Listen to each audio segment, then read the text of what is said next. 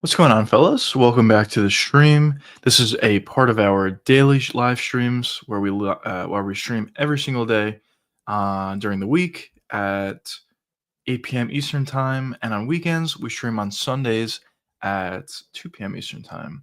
Let me just get everything set up quickly.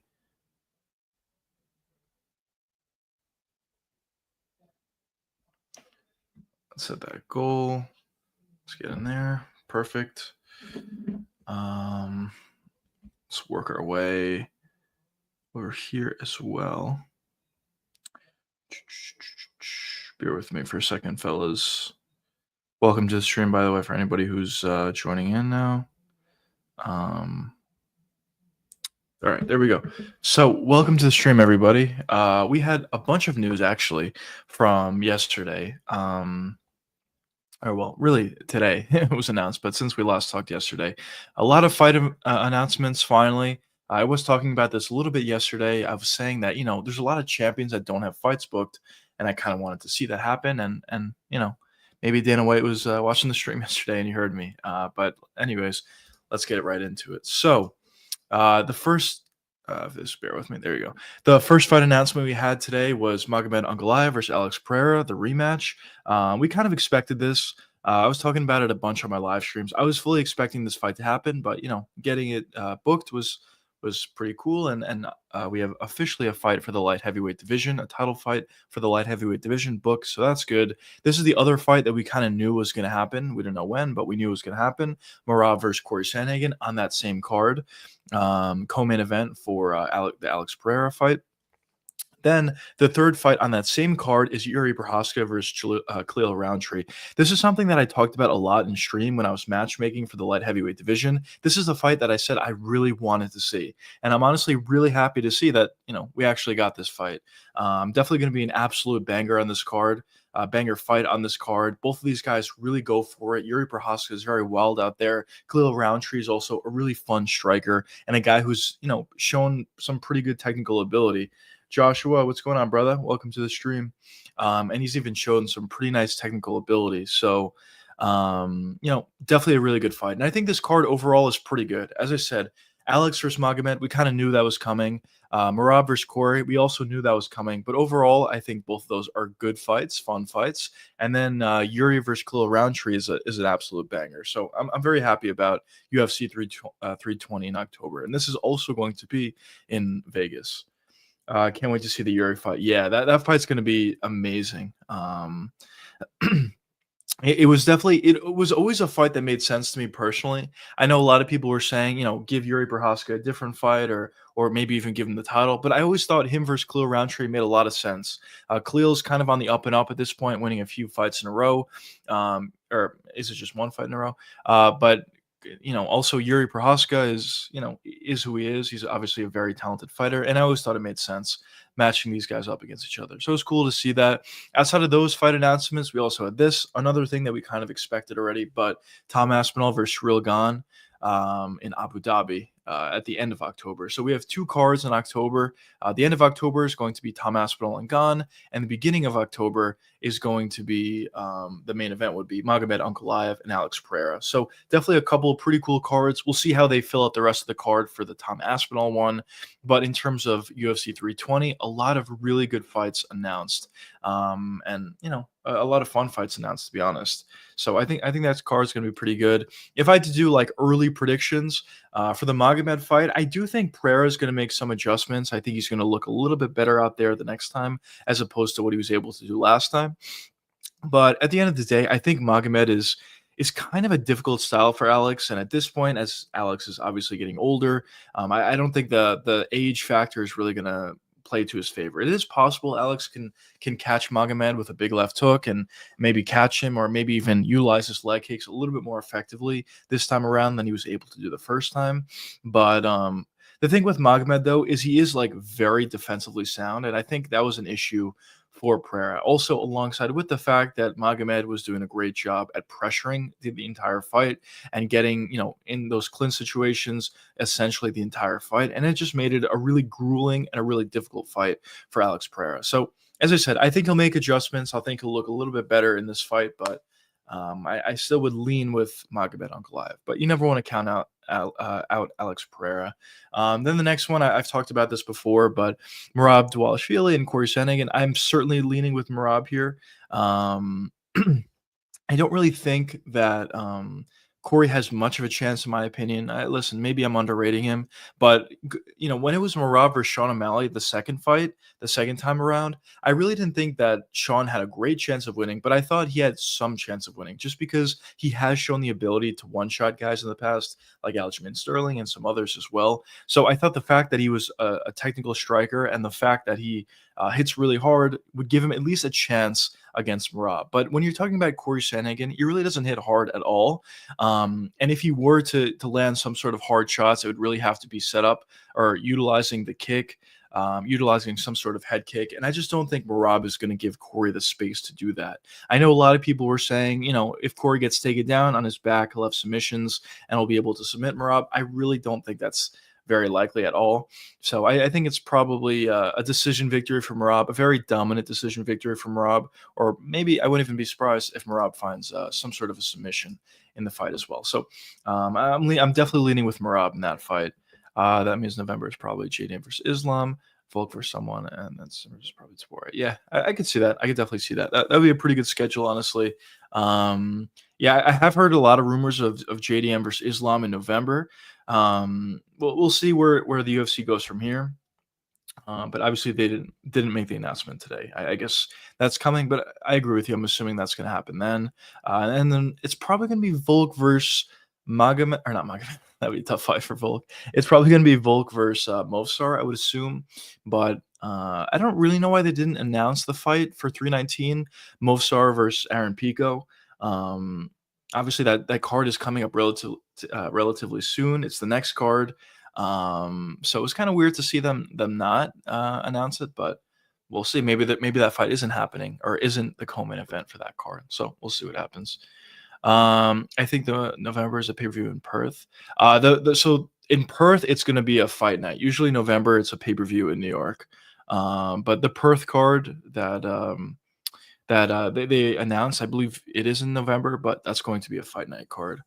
But yeah, it should be a good one though. Usually when they go over there to Perth, I mean, I know mostly it's been pay-per-views, but even for a fight night, the crowd there is amazing. Hopefully they can stack that card up and put some good fights on it. But I definitely am excited to see what they're able to put together there. I know they were putting some fights on the card, but thus far it's been kind of fights that will be lower down on the card as opposed to main card fights um, or even like a top of the prelim sort of fight. So we'll see what happens there. But overall, I would say a lot of fun fights, a lot of fights that we kind of already knew that was going to happen. So it wasn't that exciting. The only exciting fight that I think we got or news that we didn't think we were going to get was Yuri Prohaska versus Khalil Roundtree. But all the other announcements we kind of knew. Tom Aspinall versus Cyril Gane, we kind of already knew. Pereira versus Magomed Ankalaev, we kind of already knew. Merab versus Corey Sandhagen, we kind of already knew. So we kind of it's cool that Dana comes on for these live streams or whatever and gives out fight announcements or whatever. But as I said, we kind of already knew about all these fights. But it should be good. I'm assuming Tom Aspinall is gonna beat Cyril Gane. I'm assuming he's just gonna take him down, submit him, and get a victory that way. Um, so yeah, that's kind of what we got for that. And some definitely good fights and some more things to talk about for sure. I'll be making videos, doing more in-depth breakdowns on a lot of these videos, a lot of these fights, I should say, in the coming weeks. But as most of these fights are in October, I'll probably hold off a little bit before I get onto that. But anyways, outside of some of those fight announcements, as we talked about before, it is fight week. I was just doing some tape study on RDR actually right before the stream when he fought Bo Nickel. Good performance by him, obviously. But yeah, so this week is definitely a good card. RDR and Whitaker. You have Peter Yan, Marcus McGee, Shara, Marc-Andre Barrio, Almabayev, and Jose Ochoa. Then you have Krylov and Bogdan Guskov, which is going to be a fun one. Bryce Mitchell, Nurmagomedov, Salikov, and Carlos Leal, Davy Grant Blackshear, Ebo Islan is on the card, Yaya's on the card, Marcus Buchetta, guys on the card as well. So definitely a lot of good fights. And one thing that I also wanted to do quickly is I did check out the odds for this upcoming weekend. I did see a couple of odds that I liked and some value on this card overall. So yeah, let's just get into that. So this is kind of a segment we like to do. What's your early picks on Yuri versus Roundtree? And what are the chances you give Baron the rematch? I'll just answer that quickly. So for Yuri and Roundtree, it's honestly like a really interesting style. It's the explosion and the I guess the explosion and aggressiveness of Yuri Prohaska versus a little bit more of a tactile approach by Khalil Roundtree, who also hits hard, but not nearly as hard as Yuri Prohaska. So early predictions want me to lean with Yuri Prohaska, but at the same time, um, Roundtree does hit really hard, and he has shown a great ability to be really technical when he fought Alex Pereira, when he fought Jamal Hill, and some of his other fights as well. So part of me wants to say that Roundtree is going to be able to counter when Yuri comes in, and he's going to be able to stay safe for the most part, utilizing footwork, moving around the octagon, trying to stay away from big power punches coming his way from Yuri. So, um, I don't know. It's honestly a pretty tough call. I would love to see what the odds are whenever those do come out, but I think early pick. I mean, I would probably go with Yuri, but there's an advantage, I guess, or there's an argument to either one of these guys winning. But I think early I would just say Yuri, because I could see Roundtree having success for the most part. As you said, he's definitely more technical than Yuri, but it really only takes one big shot from Yuri, one spinning elbow, one big right hand, one flying knee, or something crazy like that. And if Yuri's able to land it, it's big. I guess one thing that I will point out, though, and I will mention, is the fight's most likely, almost definitely, going to be a 3-round fight. So that would probably favor Khalil Roundtree. But I'm kind of going back and forth here because I really have to think about this a little bit more. But early prediction, I'll say Yuri. And what chances do you give Pereira in the rematch?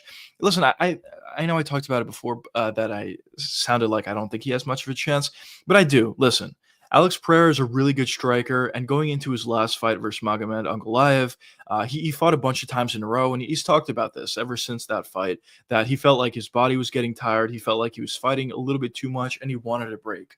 And I don't remember exactly when that fight was between him and Magomed, but at this point, he's going to be fighting in October.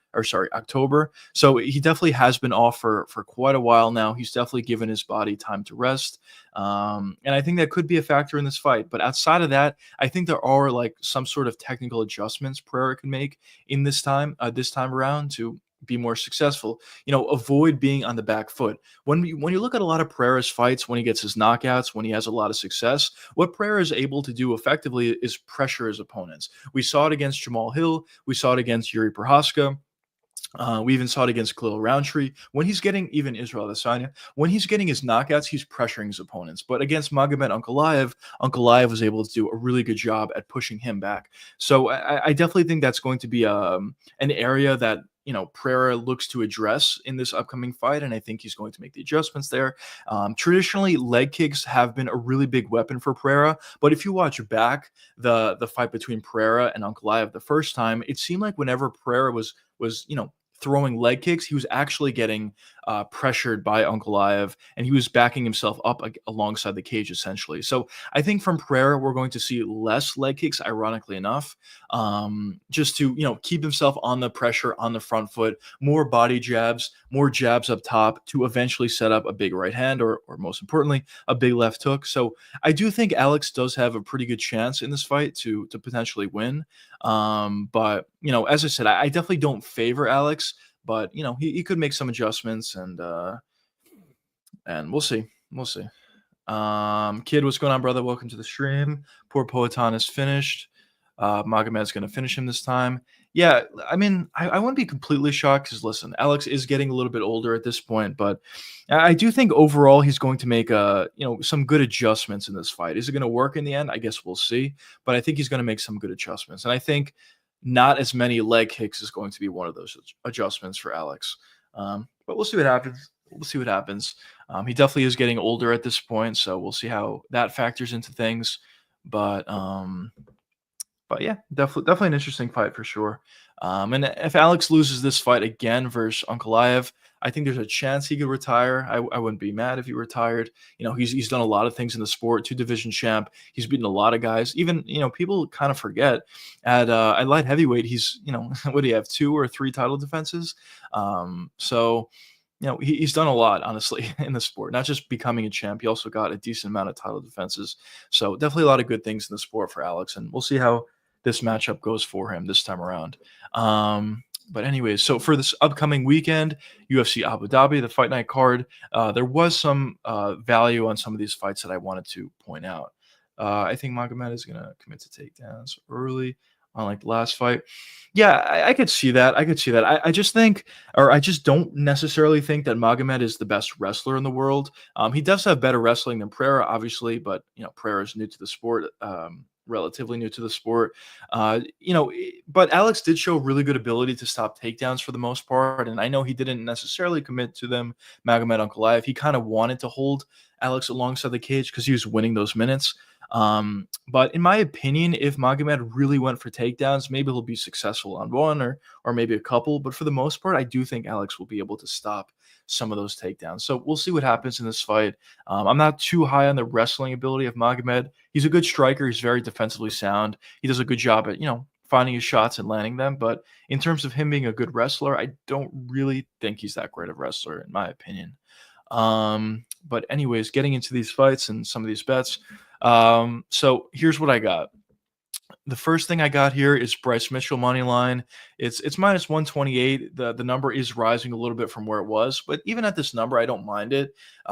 For Bryce, I just think he's going to be able to pressure side Nurmagomedov, find takedowns, and if he's able to avoid some of those, onslaught of kicks in the first round, head kicks and explosive kicks, I think he's going to be fine. And I do think a guy like Bryce Mitchell is going to be able to crowd the kicks, shoot in for takedowns, be successful with some of those takedowns, hold Nurmagomedov down. And the longer he's able to hold him down, the more tired Nurmagomedov is going to get.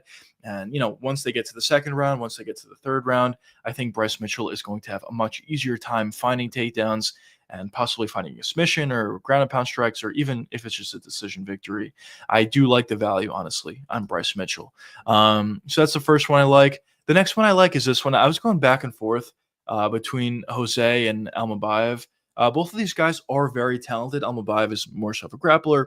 Jose is more so of a striker with a good amount of power. But the reason why I went with Jose in the end is he has shown a decent ability to stop takedowns in his short UFC career thus far. It's been literally 2 fights, but he has shown a good ability to stop takedowns. And Almabayev is going to be the best wrestler he goes up against, yes, but wrestling at 125 isn't necessarily as dominant as it is at other weight classes. So I kind of like the value here. The striking of Ochoa is definitely better than the striking of Almabayev, although Almabayev's not a bad striker. But I think the real differentiating factor in this one is the power. The power of Ochoa is significantly better than Almabayev, at least in my opinion. And that's kind of what led me to lean towards Ochoa. But this was a close one to me. The odds suggest it. I also was going back and forth on this one, but I like the value on Jose here. Next, the other play I took is actually Marc-Andre Barrio. This is kind of a shot in the dark here, but I'm just really not high on Shara. Yes, he does have good kicks, but if you're able to pressure this guy, you can have a lot of success against him. And Marc-Andre Barrio's best work is when he's able to pressure his opponents,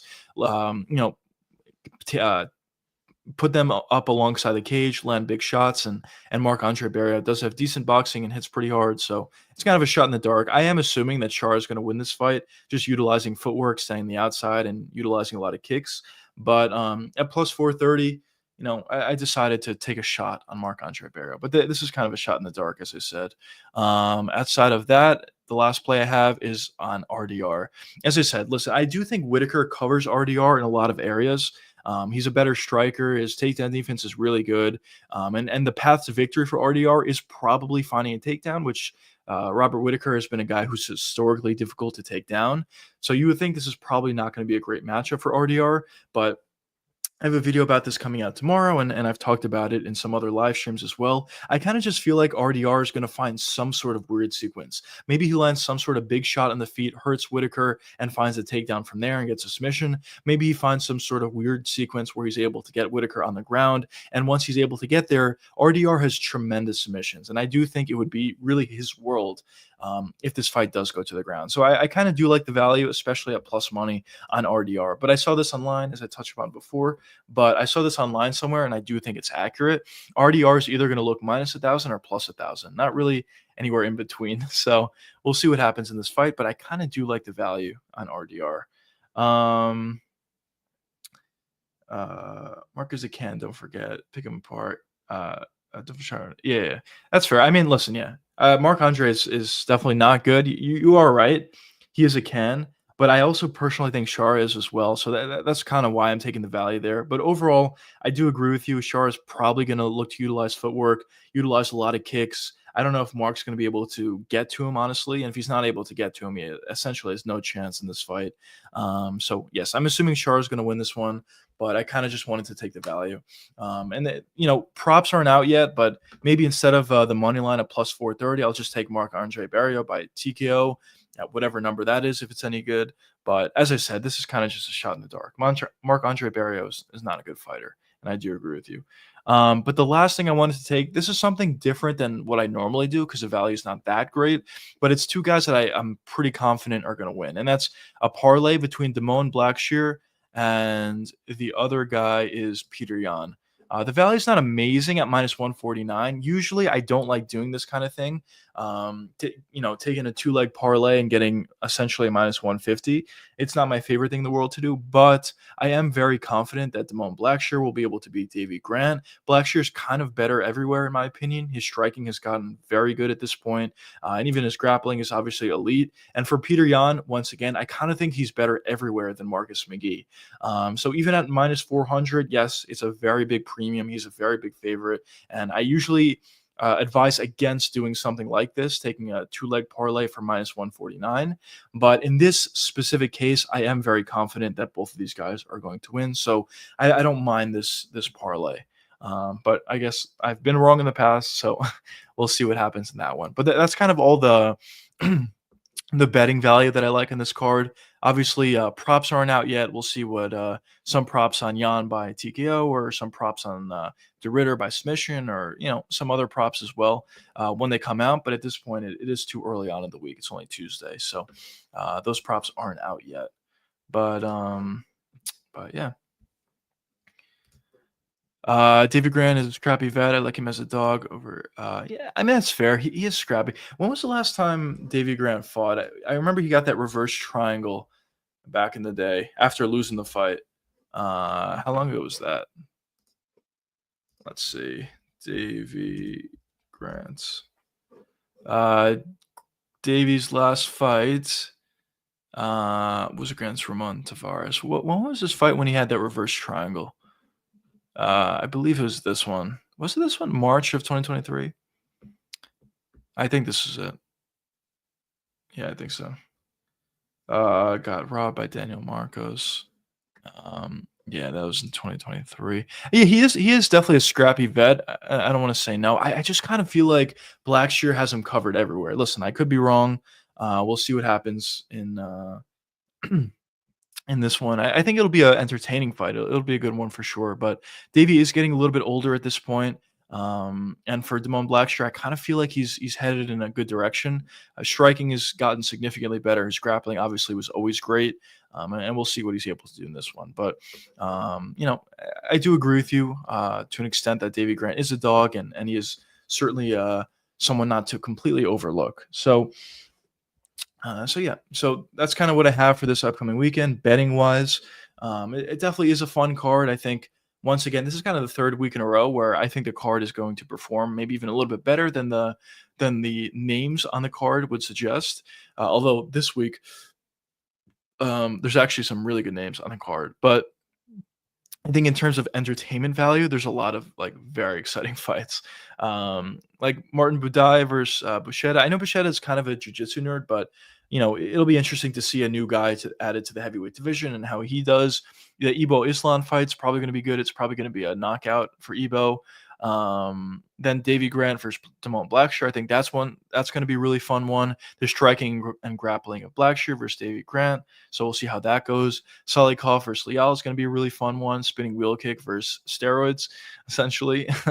Bryce Mitchell versus Nurmagomedov. I think that's going to be a fun one too. I know Bryce normally just wrestles and holds his opponents down when he has success, but I do think this could be a fun one just because Nurmagomedov is so explosive that maybe we could see, him land some of those spinning wheel kicks or some of those body kicks or whatever on Bryce Mitchell and see how Bryce is able to deal with that. And even if Bryce is able to get takedowns and have success against Nurmagomedov, which is something I am predicting, I believe that will happen. Nurmagomedov does gas out, so I wouldn't be completely shocked if at the end of round 3 or maybe at the tail end of round 2, if Bryce really starts to tire out Nurmagomedov and land some big ground and pound shots and maybe even gets close to finding a finish or maybe even getting a finish. So yeah, so those are all going to be some pretty fun fights in the card, and obviously the main event of RDR versus Whitaker is going to be a good one as well. But yeah. Evo Islam needs a big performance. Yeah, he's got a lot of power. Honestly, he's been a guy that I'm not like super high on personally. I think he'll win this weekend. I don't think his opponent's very good at all, actually. So I do think the UFC is kind of giving him an opponent to knock out, but we'll see. I mean, obviously, Ebo could make improvements. But I'm just not that high on Ebo Islam personally. I think he's open to a lot of counters. If you take him down, you can submit him. I mean, we saw that in his last fight. And I don't know. I think there's definitely some areas of Ebo's game that I think he should make improvements to. We'll see. I mean, he's after that loss in his last fight, we'll see how he comes out this time. But as I said, I am expecting a pretty quick knockout finish for Ebo, probably within the first half of the first round. The women's fight is going to be fun. Not going to lie. Yeah, it actually is like not a bad fight either, to be honest. If I can get to it. Hebos and Tabitha Ricci. Usually both of them honestly go for it. So and it also is kind of like early on the prelims as well. So it's a good spot for it. I think it's probably going to be a relatively fun fight, at least for a women's fight. So we'll see what happens in that one as well. But as I said, overall, the card should be pretty good. I definitely am pretty excited for this one. And we'll see what happens. But yeah, so that's kind of what we got from the Dana White announcements. As I said, a lot of fights that we kind of already knew about. Aspinall versus Gane, Pereira versus Magomed Ankalaev. What else did we get? We got Yuri versus not Jamal. We got Yuri versus Khalil Roundtree, which is going to be a really fun one. And the last one we got was Corey Sandhagen versus Marab. Most of those that I mentioned, we already knew about outside of Yuri versus Roundtree. But I think overall, those are going to be fun fights. And I talked about this in a couple of previous streams, but I was kind of talking about how when you look around the UFC, most of the title fights are not booked yet, even if we know what fights are happening next, which I thought was weird. But yeah, now we got a couple fights booked and I think we kind of know the direction the UFC is going to go to end the year. So in October we have 2 pay-per-views. Tom Aspinall versus Gane is the second pay-per-view of the month. But I'm assuming in November the UFC is probably going to do Islam versus JDM, which is going to be a good fight. They're probably going to put that one in New York in November. So that's going to be a good one. I already made a video talking about that before. I know a lot of people are kind of expecting Islam just to beat JDM, Ilya just to beat whoever he fights next, and they'll just meet up at 170, which is very possible. There's a real roadmap to that happening. But in my opinion, I don't want to count out JDM at this point. I think there's actually a real path to victory for JDM in that one. So I think the fight itself is going to be really good. Obviously, everyone wants to see Ilya versus Islam, and I guess by Ilya winning and Islam winning, that would, take us to the best possibility of seeing that fight, which that's what we want in the end. But I do think there is a chance that JDM could beat Islam, but we'll see what happens in that one. And then in December, I know Topuria said he wanted to fight, so maybe they'll figure out an opponent for Topuria by December and throw him on a card, to end the year. So I think we kind of know the direction of where the UFC is going at this point. And there's some definitely pretty fun fights. Yuri better be Khalil, good story, but I can understand that guy. Yeah, it's kind of an interesting fight to me. I would really love to see what the odds are. I mean, obviously it's too early at this point. This I think. Let me check. I think it's too early, but let's see the odds if it's out. Yeah, it's not out yet. It's an interesting fight to me because you have Yuri Prohaska, who has like ridiculous power, super aggressive, does a great job at pressuring his opponents, and then you have a guy in Khalil Roundtree who, as of late, has honestly shown a pretty good ability to stay technical. He was able to just outpoint and piece up honestly Jamal Hill, which I know a lot of people aren't super high on Jamal Hill, and maybe that's not saying much, but still, he's a dangerous guy. And over 5 rounds, Roundtree was able to piece him up. He was able to have success and stay relatively technical versus Alex Pereira, and we'll see what he's able to do against Yuri Prohaska. But obviously, at the end of it, Alex Pereira was able to finish him, and going up against a guy like Yuri, Yuri is obviously a better striker and a more effective striker than Jamal Hill is. So I don't know. I kind of do go back and forth, but I lean with Yuri Prohaska in this one. But I do kind of go back and forth because I do think that Khalil Roundtree is significantly more technical and he still has a lot of power. So I don't know. That's an interesting one.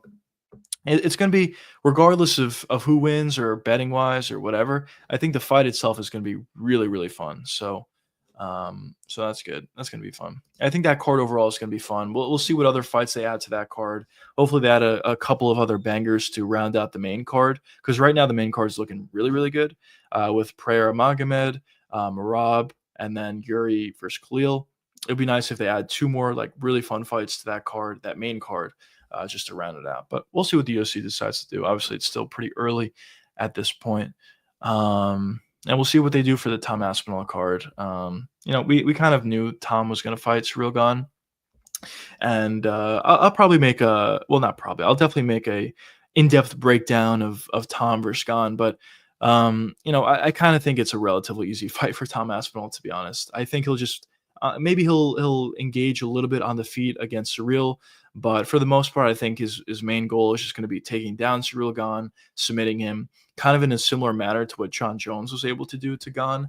Maybe it won't be as quick. I'm sure it wouldn't be as quick as what John was able to do, but Gane has certainly tried to make improvements to his grappling defense and takedown defense or whatever. But when you talk about the area where Tom Aspinall is at this point in terms of his grappling and compare that to where Cyril Gane was just not too long ago versus John Jones, I don't think it's been enough time for Gane to really make a significant close on that gap between those two guys in the grappling department. So overall, maybe he'll be able to stop a takedown initially, but eventually I think Tom will be able to get a takedown.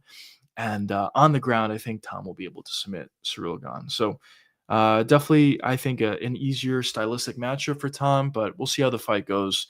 And yeah, and I guess we finally have an official heavyweight title fight, so that's cool to see. We'll see if Tom can get a title defense. A title defense, I think he will. But yeah, we will see what happens there.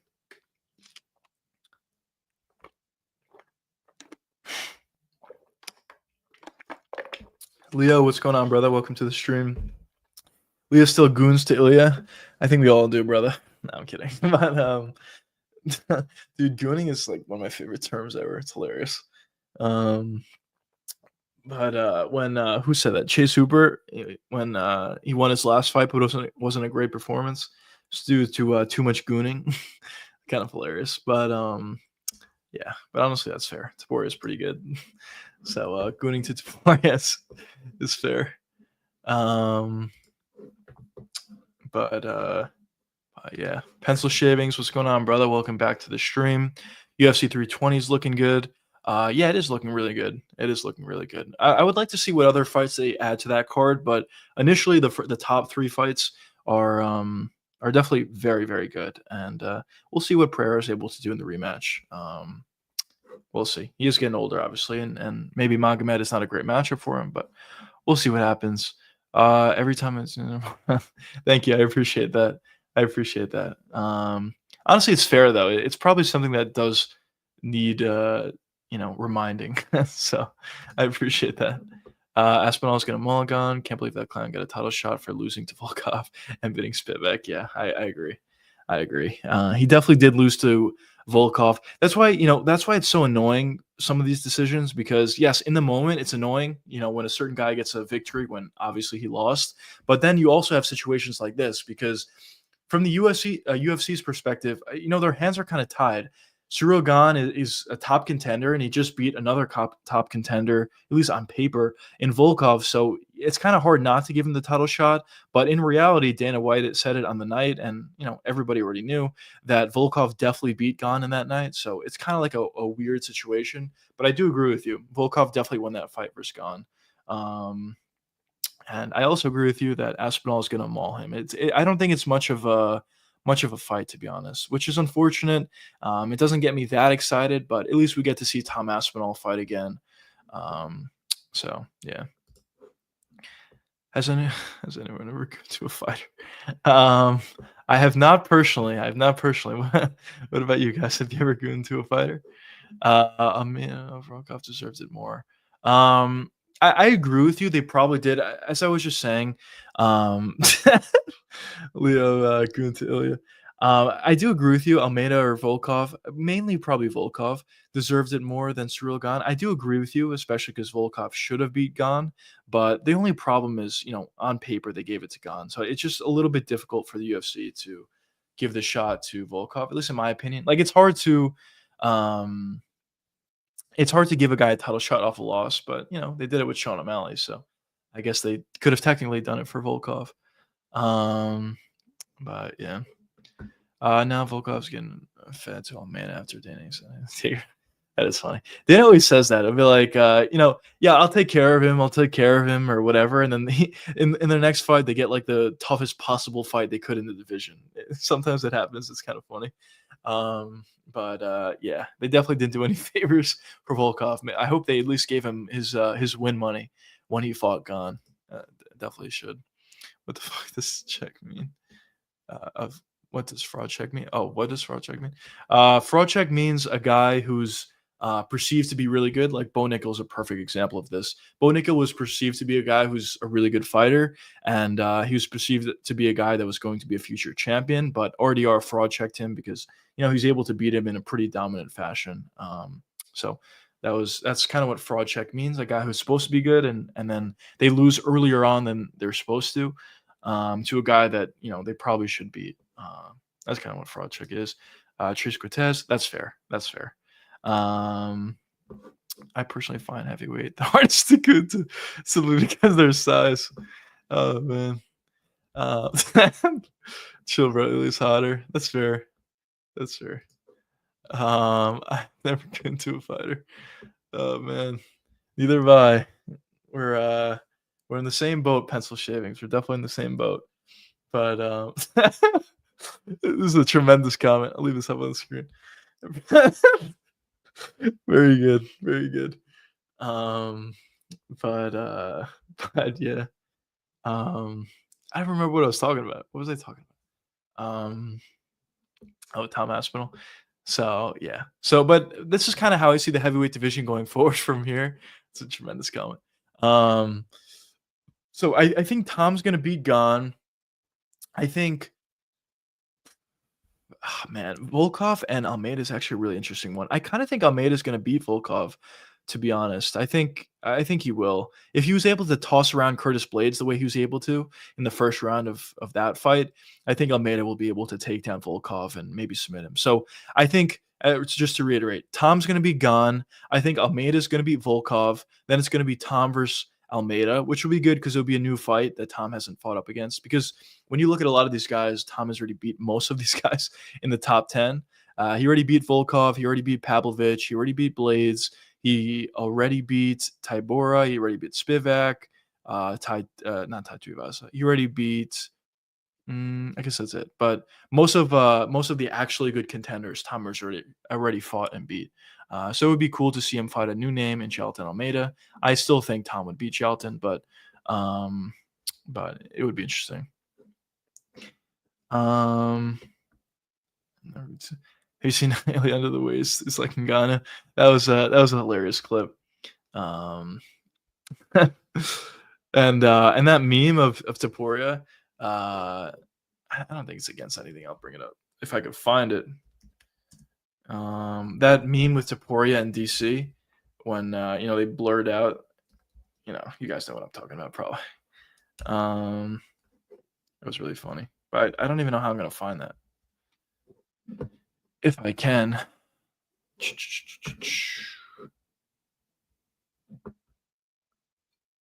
Oh man, how can I find this? Oh, here it is. I got it. This is a bad picture, but this is the meme. Tremendous. It's really bad quality, but you get the point. But what's going on, brother? Welcome to the stream. I personally think I find welterweight the most enjoyable. Sleek and most importantly understand. That's all. Speaking of which, how much do you weigh? Just please don't goon to me, please. I weigh like I haven't weighed myself, but I probably weigh like 195 now. But do not goon to me, please. Going into something weird. Something fight. Weird. They heavyweight woman that fight. Wait, what?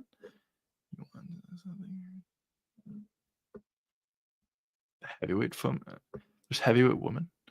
That's weird. It was real trust. It was weird. It was real. You're right.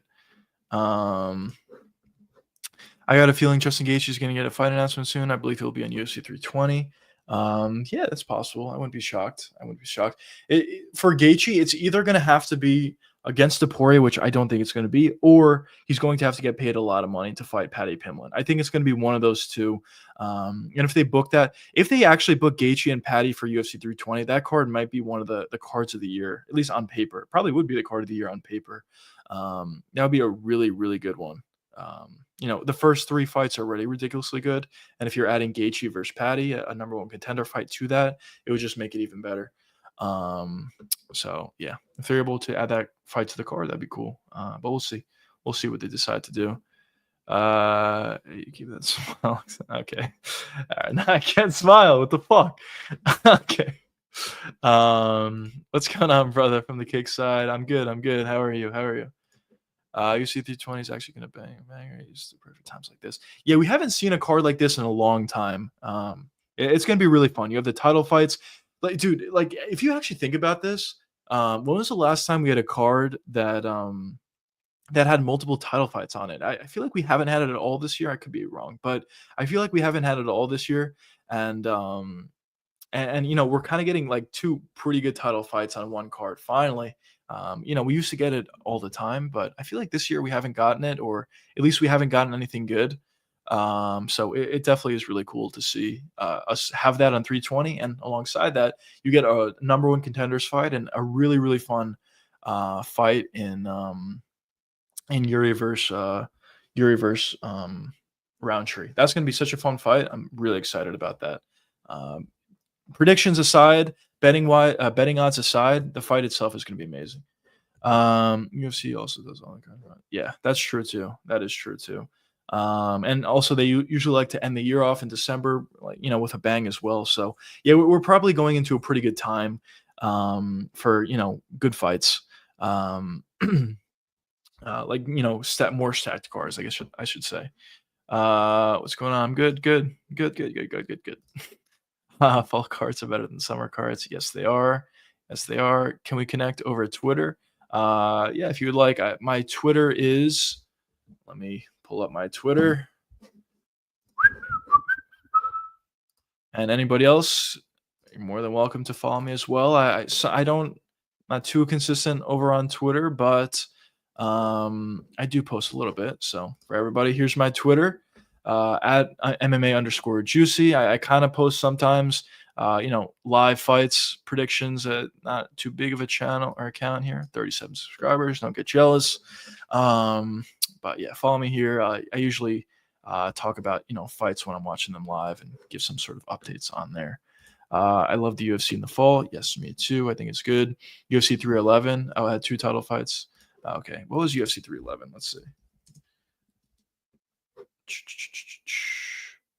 Oh yeah. But this kind of was like annoying because it was supposed to be a really good card.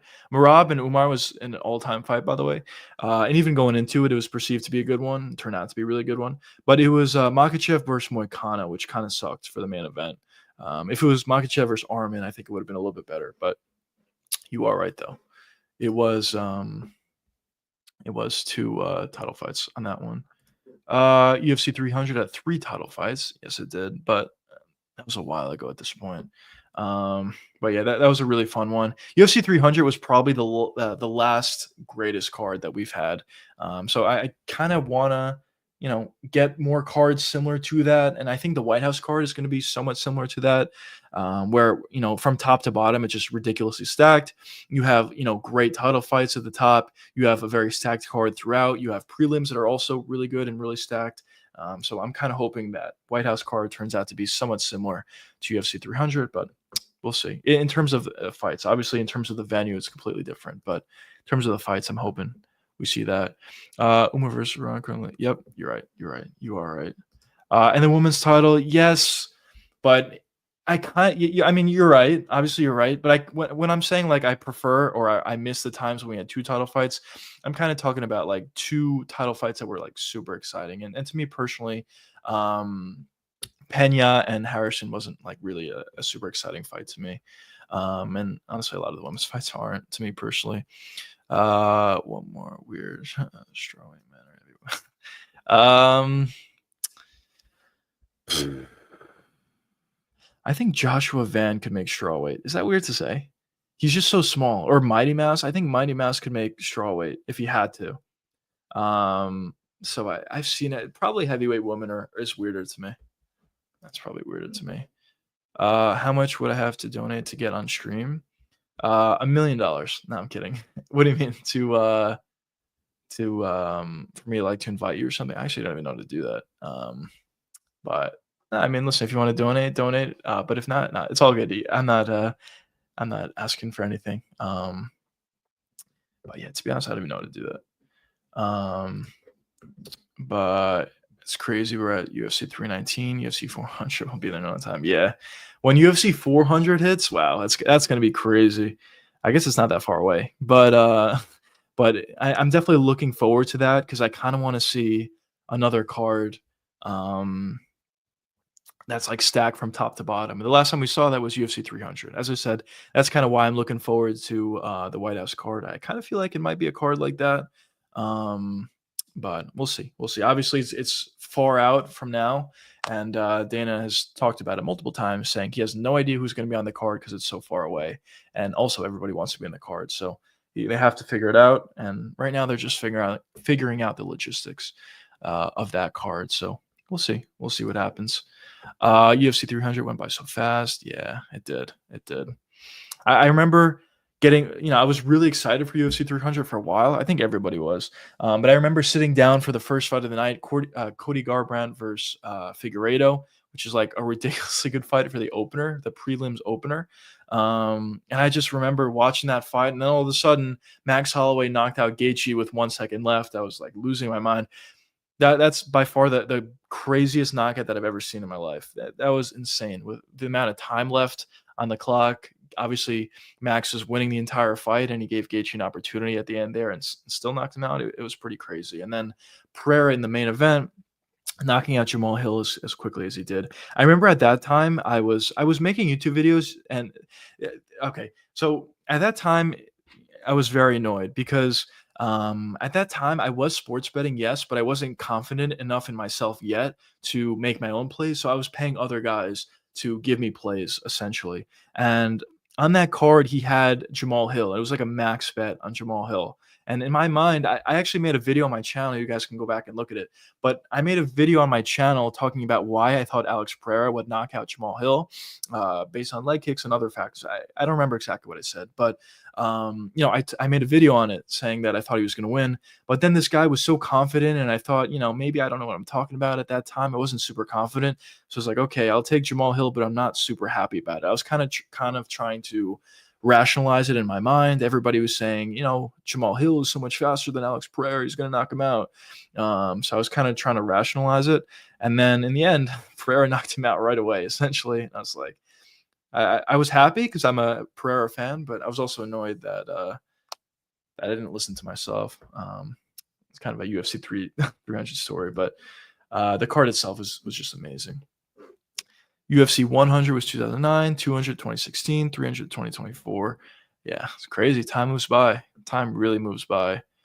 So 400 would be around 2031. Yeah, that is crazy. That is crazy. Oh man, I'll be 31 years old. Still watching the UFC, which I'll still be watching the UFC, but that's kind of crazy to think about being 31. But yeah, freaking I'm definitely excited. I'm looking forward to that card, but yeah, it's quite a ways out from where we are at this point.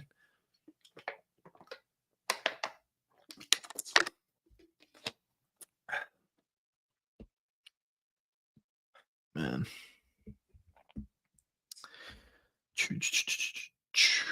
What else we got?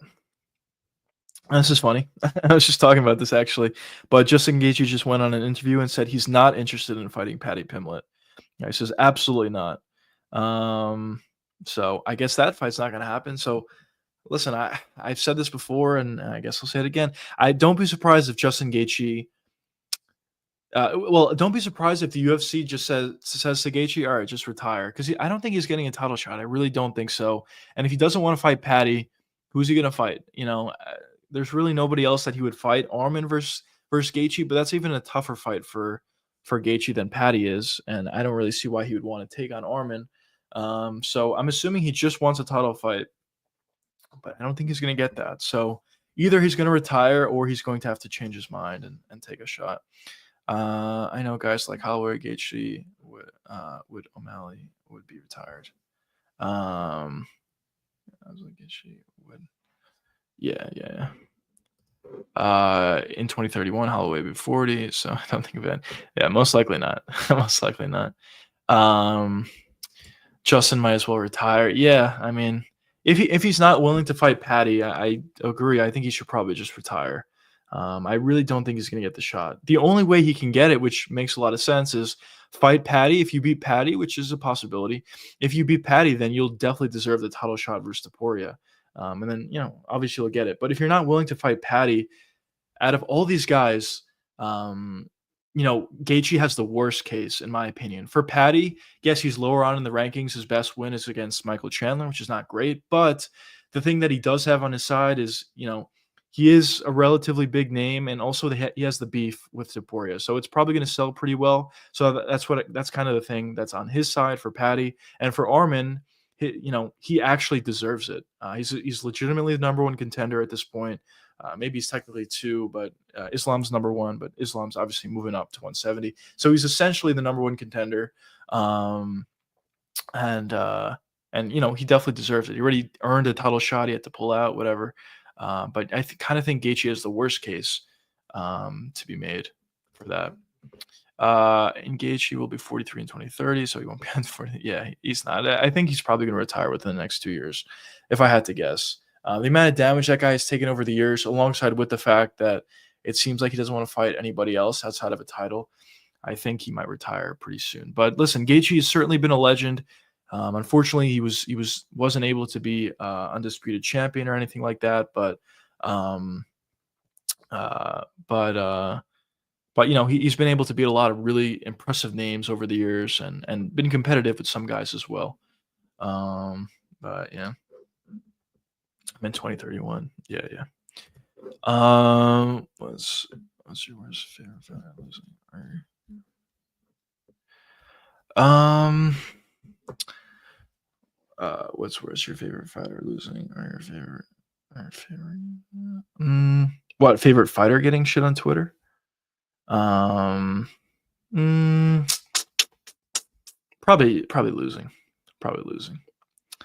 My actually the most upset I've ever been watching a fight was Charles Oliveira versus Islam Makhachev. I was at that time, and obviously I still am. I think everybody's kind of a Charles Oliveira fan, but I was a huge Charles Oliveira fan. He was just coming off his win over Gaethje when he missed weight or whatever happened there, and um, and he was still able to win. So that fight really fired me up. Actually, one of my favorite fights that I've watched live, not in person, but just on live pay per view, was Charles Oliveira versus Justin Gaethje. It was a really fun fight while it lasted. But when Charles went up against Islam and he lost in the way he did, it was a little depressing. And also, it was a day card. It was in Abu Dhabi, so I kind of just had the rest of the day to think about that. So that kind of sucked.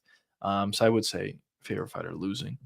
O'Malley for 37, 2031. He could potentially be on UFC 400. Yeah, maybe. Um, I'll never give a shot here because of yeah, that's fair. That's fair. Um, that is fair.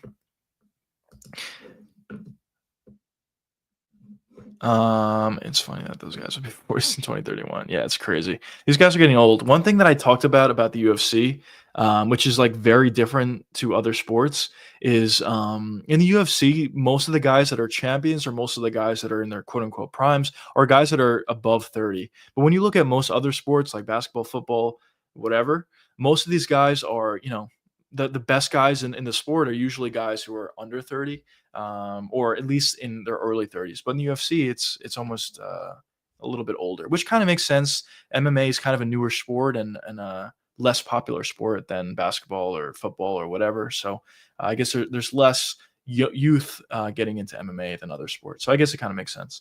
But it's interesting. Just finished it. Came back to Alex Pereira win. Yeah, I'm definitely rooting for Alex. I'm definitely a big fan. I hope he wins. I just don't know. It just wasn't a great performance in his last fight, but of course he could make adjustments. We'll see what happens. I really think that the key to Alex Pereira winning is not utilizing as many leg kicks and staying on that front foot. If he's able to stay on the front foot, body jabs, regular jabs, more right straights, I believe as well should be a part of his game plan. And if he's able to back up Ankalaev, I think he'll be able to win the fight. But that's a big if. Ankalaev in their last fight showed a really good ability to pressure Alex Pereira. So we'll see. And obviously Alex is older at this point than he was, but we'll see what happens. That's where was his best performance and barely won. Yeah, honestly I would agree with that. I actually would agree with that. The thing about Ankalaev is he doesn't have very fun performances. He's not really much of a wrestler. He's kind of mostly a striker, and he's a successful striker for sure. But the problem with Ankalaev is he's just very defensively sound, which is not a problem. But one thing about Ankalaev is he's very defensively sound. So sometimes some of his fights don't turn out to be the most exciting. So you kind of see some of those performances. Especially, I think a perfect example of the kind of striker Ankalaev is when he fought Rakic. That was kind of like a sort of a boring fight, but a fight that was dominated by Ankalaev. But we'll see. I kind of disagree, bro. I'm not sure if you watch boxing, but Floyd Mayweather is 36 and still dominating people. Fucking hell, Alvarez. Why he's 23, age of 36. Yeah, wait. I'm not sure if you watch.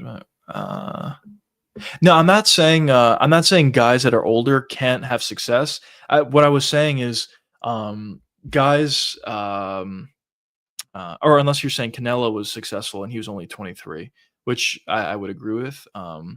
But I'm not. I'm mostly talking about MMA. But my point is, just to clarify, I guess what I'm trying to say is in basketball or other sports like that, usually the best players are sub 30 or maybe in early 30s. But when you look in MMA, most of the champions or most of the top contenders are at least 30 and usually a little bit older than 30, which is a little bit different than other sports. I'm not saying that they can have success if they're, older than 30. I mean, as I said, most of the champions are older than 30 actually.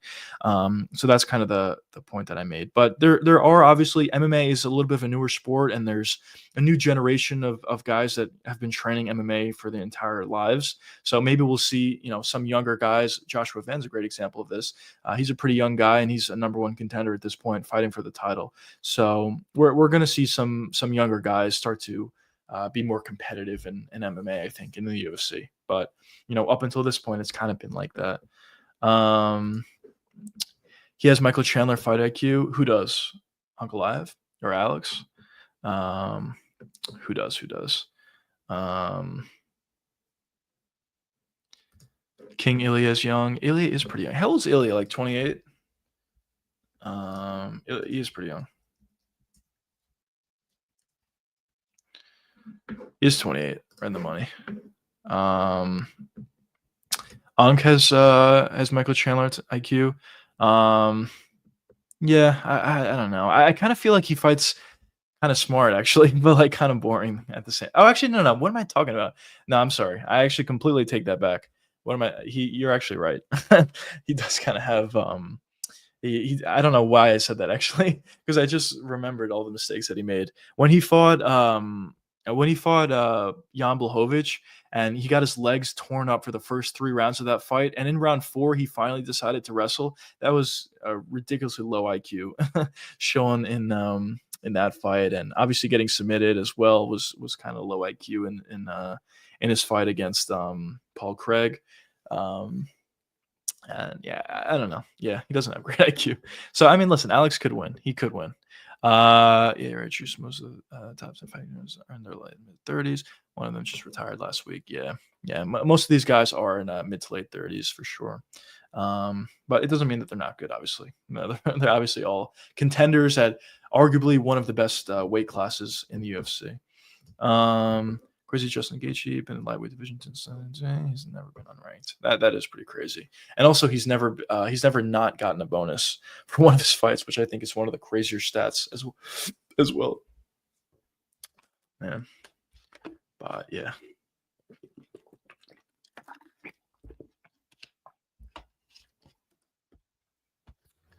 When Justin Gaethje's fighting, it's going to be a really exciting fight. But yeah, since it's Tuesday, this is one thing that I forgot to check. But obviously, there's rankings updates every Tuesday, so I just want to see if there's any updates. So in the flyweight division, the featherweight division, we have Patricio Pitbull as a new ranked at number 11. I kind of expected that. Danny Gay was 11 previous. He just beat Danny Gay, so they put him there. Max Holloway is now number 4. I believe he was 5 previous. Now he's 4 ahead of Gaethje. So probably needs one more fight before the title for Max Holloway. But it would be kind of crazy. Don't be surprised if Max fights somebody else next, Charles or somebody else. We'll see who it is. And if he wins, you can get a title shot. And if Topuria is not there, I do think he maybe could win. So don't be completely shocked if we see Max Holloway as a 2-division champ, which would be kind of crazy considering, which would be pretty crazy if you told me that when Max was just coming off his 3rd loss to Volkanovski, when it was a pretty dominating performance from Volk. At that point, I probably would have said Max would never have became champion again, yet alone in another division. But it is possible at this point. It's definitely possible. I remember 2018 era of the lightweight division. Yeah, that was a good era for show. For show. I still watch Conor Khabib sometimes to this day. That was a really good fight, and obviously, the build up and everything was amazing. Remember I do remember the 2018 era of the lightweight division. It was a good one. It was a good one for show. Oh, here we go. My computer's glitching out. I hope everything's good on stream. But let's see. What are other rankings? D-Rod's officially ranked again. That's weird to say. D-Rod's at number 14. Makes sense, though. And Kevin Holland is not ranked. I don't know if he was ranked before or not, but now he's not ranked. What else? RDR actually went down in the rankings. Okay, Paulo Costa's at 11 now. He moved up a couple spots, which kind of makes sense. For Paulo Costa next, I kind of want to see him fight. Mm, I don't know. Probably like Cannonier or Delete if they lose their next fight, something like that. Light heavyweight, no adjustments, and heavyweight, no adjustments. Yeah, not too many rankings updates. Um, Rick says I didn't give you permission to get a haircut. Hopefully, my bad, Rick. My bad. But welcome to the stream. Barbosa used to be a top contender at the lightweight division. He was, and he put on a pretty dominant performance not too long ago versus who was it? Sadiq Youssef, I think. Yeah, Sadiq Youssef. So that was interesting. Remember the Colby Covington versus RDA fight? Yeah, listen, Colby Covington in his prime is actually a good fighter. I know at this point he's not amazing, and people like to bag on him for his shtick. And when he's losing all these fights, his shtick doesn't hit the same. But when Colby was in his prime, going up against RDA in that fight, or even fighting Kamaru Usman those two times, they were really, really fun fights. And Colby did prove to be a really good fighter and put on really good performances. And Dana used to say this all the time. I do agree with him. If Kamaru Usman never existed, Colby Covington would be a champion, and he would probably have a bunch of title defenses, to be honest. So, yeah. Colby's a good fighter, or he was a good fighter. At this point, he's washed, but he was a good fighter. No, bro, no, let's see this again. I thought it was pretty obvious they were gonna put it back together. Pereira definitely deserves it. But yeah, the first fight wasn't fun. We'll see what happens in the second fight. They should do Pereira versus Aspinall now. I mean, listen, I know Alex has had some thoughts of moving up to heavyweight, but they already did Aspinall and Gane. But we'll see. Maybe if Pereira wins against Ankalaev, I could see him moving up to heavyweight. And maybe at that point they do Pereira versus Tom Aspinall, or maybe Pereira will fight somebody else before, and if he beats them, then maybe he'll fight Tom after that. So it's not out of the realm of possibility for them to do Pereira versus Aspinall somewhere in the near future. But I think Pereira would need to win, though, against Ankalaev, which we'll see. He just returned back to the lightweight division. Who? RDA you're talking about? I don't care. Nobody say 2018 was a good year for the UFC 17 too. Yeah. It was. It definitely was.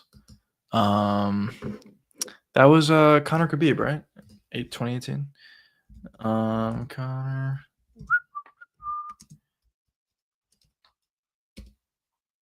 Yeah, 2018. Yeah, that was a tremendous fight. Build up and whatnot. So yeah, 2018 was definitely a great year. The biggest fight the UFC has ever put on was that year. Barbosa came back to the lightweight division. Very interesting. It's kind of crazy that Barbosa's still fighting. How old is he? Like 40? Edson Barbosa, 39. Yeah, so it is kind of crazy that he's still fighting. But good for him. He is on a lot of juice, I believe. But still, it is still pretty crazy that he's still fighting at this point. So good for him. The one thing with Colby is yeah, that's fair. That's fair. I also think that, I mean, you are right about that point, but I also think the fact that that he fought so few times when he was in his prime was also a huge mistake. He fought like once a year, or even like fewer than, or even less than that, maybe once every year and a half or whatever it was. And I think that really, dwindled down his prime. And at this point, as I said, it's pretty clear, I think, that he's washed. I think his fight against Joaquin Buckley really makes that point obvious. He had such a bad performance versus Joaquin Buckley. He couldn't really take him down. I think he found one takedown eventually, but it was really difficult for him to take Buckley down. And then when you look at Buckley's fight against Kamaru Usman, Usman took him down so easily. And at one point, Colby arguably took down Kamaru Usman, and Colby was able to stop takedowns, and he was able to offensively wrestle and have good performances against Usman. So I do think Colby Covington is certainly washed at this point, and I think it would have benefited him a lot if he fought a lot more when he was actually in his prime. But that's what Colby wanted to do, and at this point, it is what it is. I don't know. Colby hasn't fought in a while. There's no announcements or anything. Is Colby going to fight again? I honestly wouldn't be surprised either way. At this point, I just don't know who would he fight. Yeah, I know he called out Wonder Boy, which is kind of a weird call out, but um, I don't know. I actually don't even know who he'd fight. So I wouldn't be surprised either way if we see him like one more time and he loses, or if he just retires and we don't hear from him for a while. Either way, I wouldn't be surprised. UFC I remember when they used to do this summer kickoff press conferences when they used to have fighters on stage with main event cards. Yeah, the UFC has changed a lot. Also one other thing that the UFC used to do pretty well in the past was they used to, for big fights at least, they used to, do press conferences for the main event or maybe the entire card, and they used to take them multiple places to get excitement and build up for those cards. At this point, they don't do it at all. Obviously, the UFC is a lot bigger at this point than they were in the past, but I thought those opportunities for the fighters to build the specific fights or build their own name was actually a really good thing that they used to do. But at this point, they don't really do it. The only time that they were going to do it was Connor versus Michael Chandler. They were supposed to have a press conference in Ireland. I think it was. I got canceled because the fight got canceled. Um, but that was the only time that they did it. Outside of that, they just have, their press conference the week of, and that's it. Occasionally, maybe we'll see a press conference at the beginning of the year. I believe at the beginning of the year they did like 3 pay-per-view press conferences for the beginning, for the 3 cards at the beginning of the year, I think. But I don't really consider that the same thing to what the UFC used to do.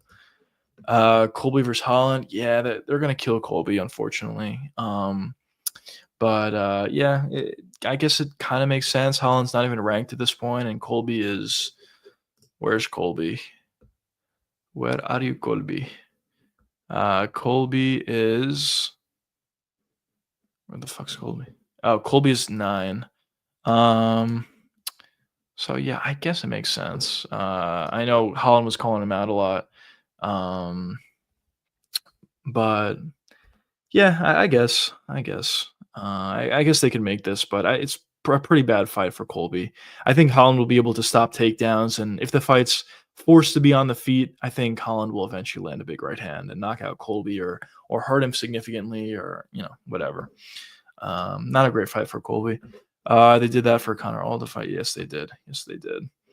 I wish the UFC did more tours like boxing. I agree. I thought those tours were actually a good idea for them.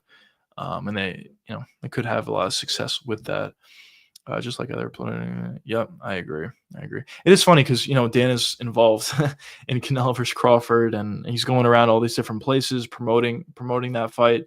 So why can't he do that with UFC? It doesn't make any sense. Listen, for like a random pay-per-view that's not a big name or not a big fight or whatever, I get it. But when you have fights like Taporia versus Charles Oliveira, like that's a pretty big fight. Or maybe some other fights they decide to put together, like Islam versus JDM. That's a really big fight.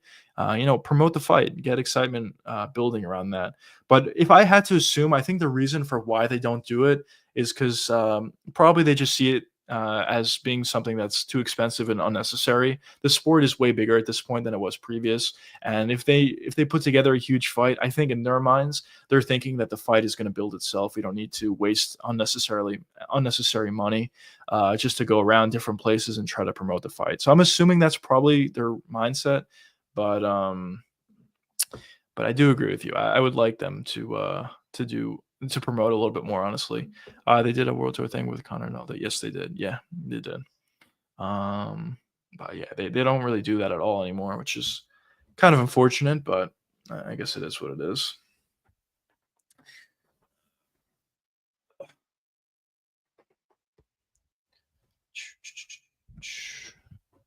Charge that bad boy.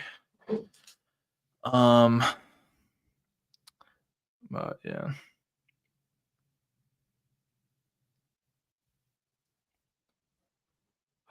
Freaking name.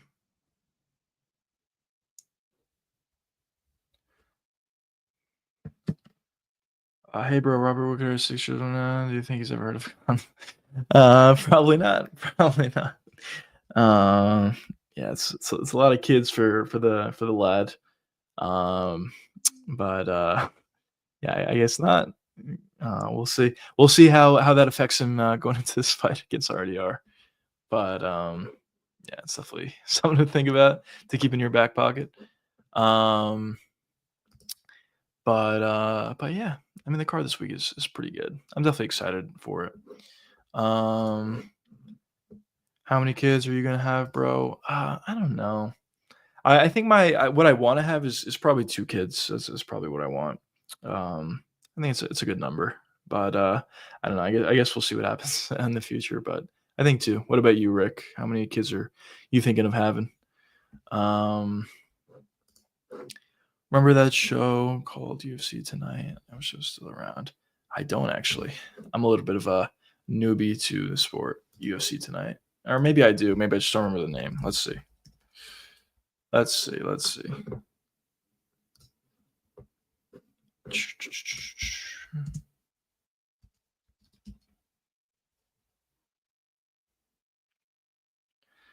I'm child free, bro. Never really wanted them. That's fair. That's fair. They're just annoying to me. Oh man. Oh, UFC Tonight and FS1. Okay, yes, I do remember this. Yeah, that was fun actually. They kind of, I guess they like sort of, not exactly, but they sort of replaced it with DC and Chill, which is not that fun in my opinion because it's all via Zoom. But yeah, it would be nice to have another show like that again. Um, why does every UFC fighter have a wife, man? Like, what the fuck? I can't. Just be in the UFC. Just train, get to the UFC, and you'll be good. You'll be good. You'll be set. No, it is tough nowadays. Honestly, it is definitely tough nowadays. Um, but I don't know. It's tough. I guess just try to do things you like, and then it'll just come. I don't know. It is tough. It is definitely tough. Freaking A. But yeah, but most of these guys, I don't know how old you are, pencil shavings, but most of these guys in the UFC are a little bit older at the same time, 30 plus or whatever. Um, yeah. Do some of you guys follow me on Twitter? I got a couple more followers since starting the stream. Let's fucking go, bro. Twitter's gonna be huge. 39 followers, fucking forget it. Um, but Dana White says we'll have some Islam Makhachev news soon. I'm assuming that's going to be Islam JDM in New York. That's the only thing. Like we kind of already know everything, to be honest. So all these live streams when he comes on and he gives us information, it's kind of things we already know.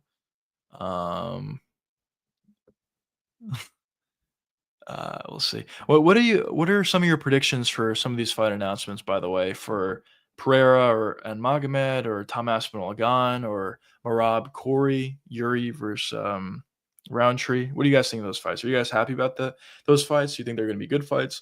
Who do you think is going to win those fights? I think overall they're good. But as I said, they were fights that we kind of knew about already. So I guess the excitement wasn't like that much, but they're good fights. They're good fights. But yeah, this card's good, and then we got a couple of fight night cards, unfortunately. But 319 is the thing that I'm really looking forward to. I remember that show called 1,000 Ways to Die. Used to be on Spike TV. I do actually. Yeah. Oh man, Spike TV used to have good shows. They did. Spike TV. Man, that's a throwback. Spike TV. What do you guys think the co-main event of UFC 319 is going to be? Pico and Mofsar, right? It's got to be. But still technically TBD. And if it was as easy as just being Mosar and Pico, I feel like Dana would have announced it today, but he didn't announce anything there. I think someone asked him about it, and he said we're still working on it or something. So we'll see who it's gonna be. Oh, we were talking about this before. Edson Barbosa is actually on this card at UFC 319 versus Jakar Close. I actually think he's gonna win. But that's interesting.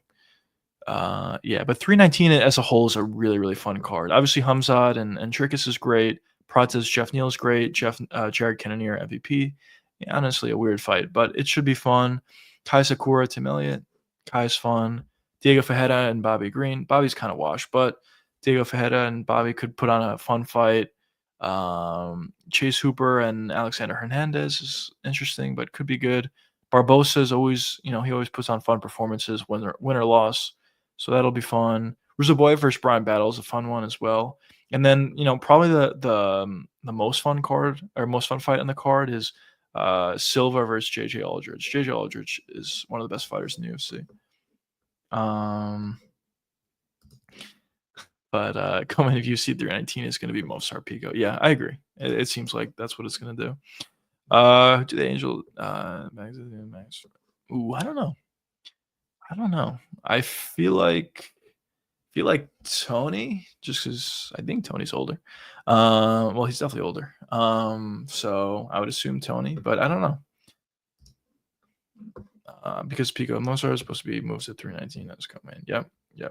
Yeah. It seemed like that's what's going to happen. It's just kind of weird that Dana didn't announce it because as soon as the fight was off, there was reports like immediately that that fight's going to be on 319, which makes sense. But it was just kind of weird they didn't announce it. But I think you're right. I'm assuming that's going to be on 319, which will kind of just bolster the card of already a really good main event and a really good card as a whole. So definitely, some good cards to look forward to. We have that 319, 320. We're just talking about is a really fun card. At least the first three fights appear to be really good. 321, we just know Aspinall versus Gane. We'll see how they fill out the rest of the card, but Aspinall Gane is not exactly a fight that I'm super excited about. I think there's a very obvious path to victory for Tom, but just seeing Tom fight out there again is always going to be fun. Tom's fight time is ridiculously short, and he usually puts on really fun performances. I don't know if there's ever been a time where Tom has been in a fight that was boring, so I'm definitely excited about that one as well. But yeah, if you guys have any last second questions, be sure to let me know. We've been streaming for around an hour and a half. What interview did Gaethje reject the Patty fight? I just saw it on Twitter. Let me see if I can find it again. Okay, here we go. I'll pull it up. All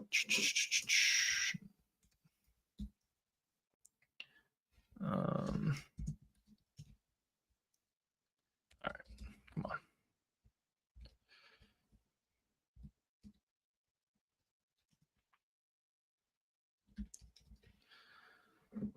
All right, here we go. I'm getting there. It was this one. Or Gaethje says, oh wait, no, sorry, this is not it. This is it. Justin Gaethje's not interested in the Patty Pinmill fight. Absolutely not. If there's a route they want to take me, I don't believe they need me anymore. Yeah, so I don't know. Maybe Gaethje's just going to retire.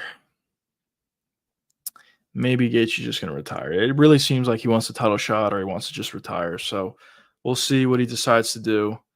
But I don't know. See. We'll see. I kind of feel like Gaethje might just retire, honestly. Or maybe we'll see him retire kind of similar to what Poirier did after he fought Islam.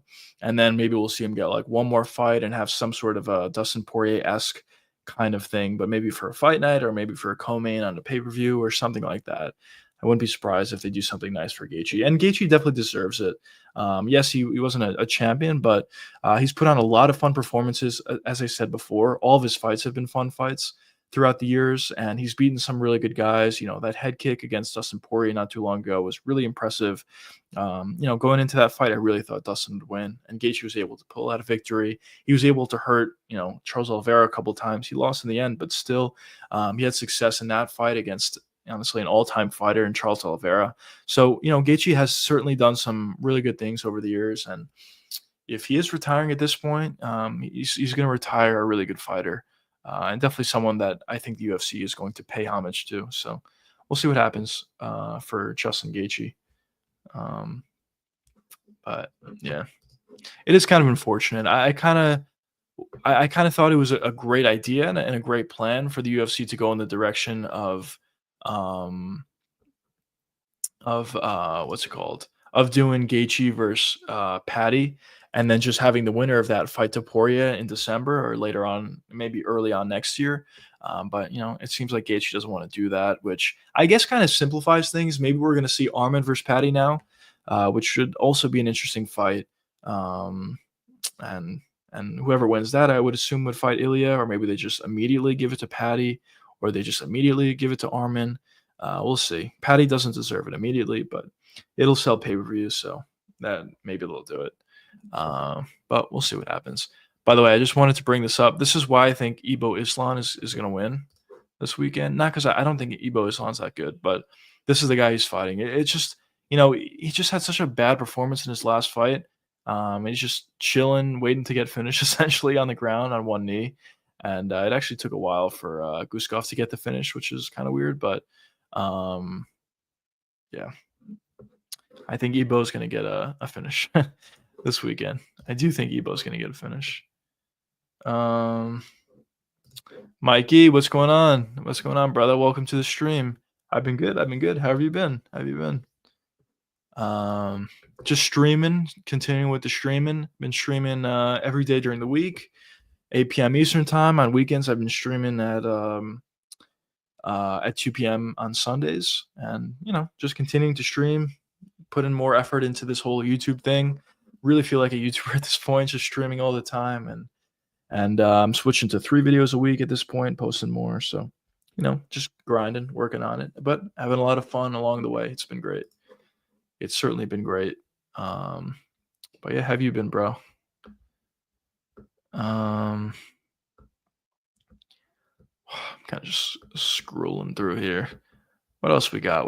Anything of interest here?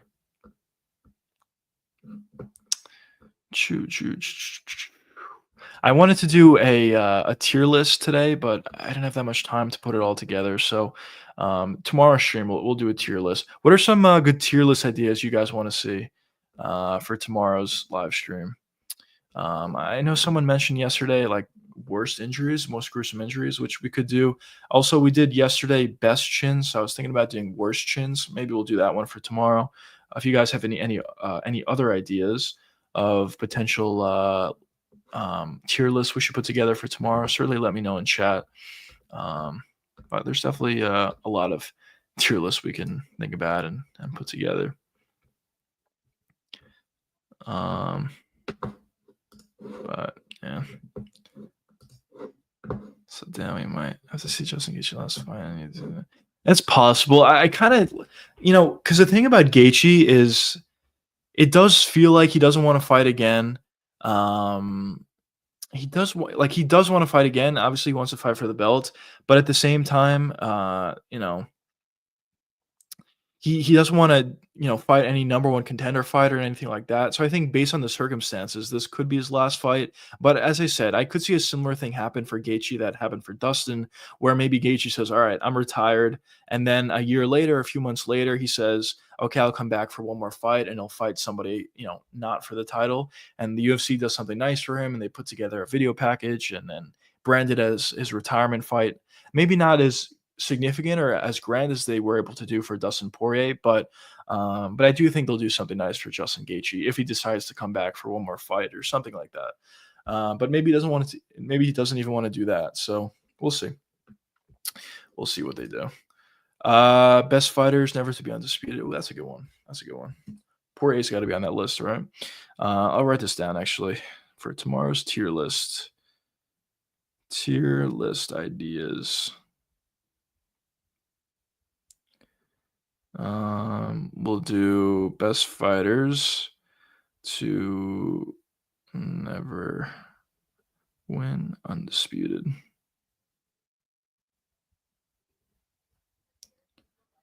Disputed Billy. Um, all right, good idea. Thank you, bro. We'll do that. Um, Mikey WGZ, man. Sorry. How do you think?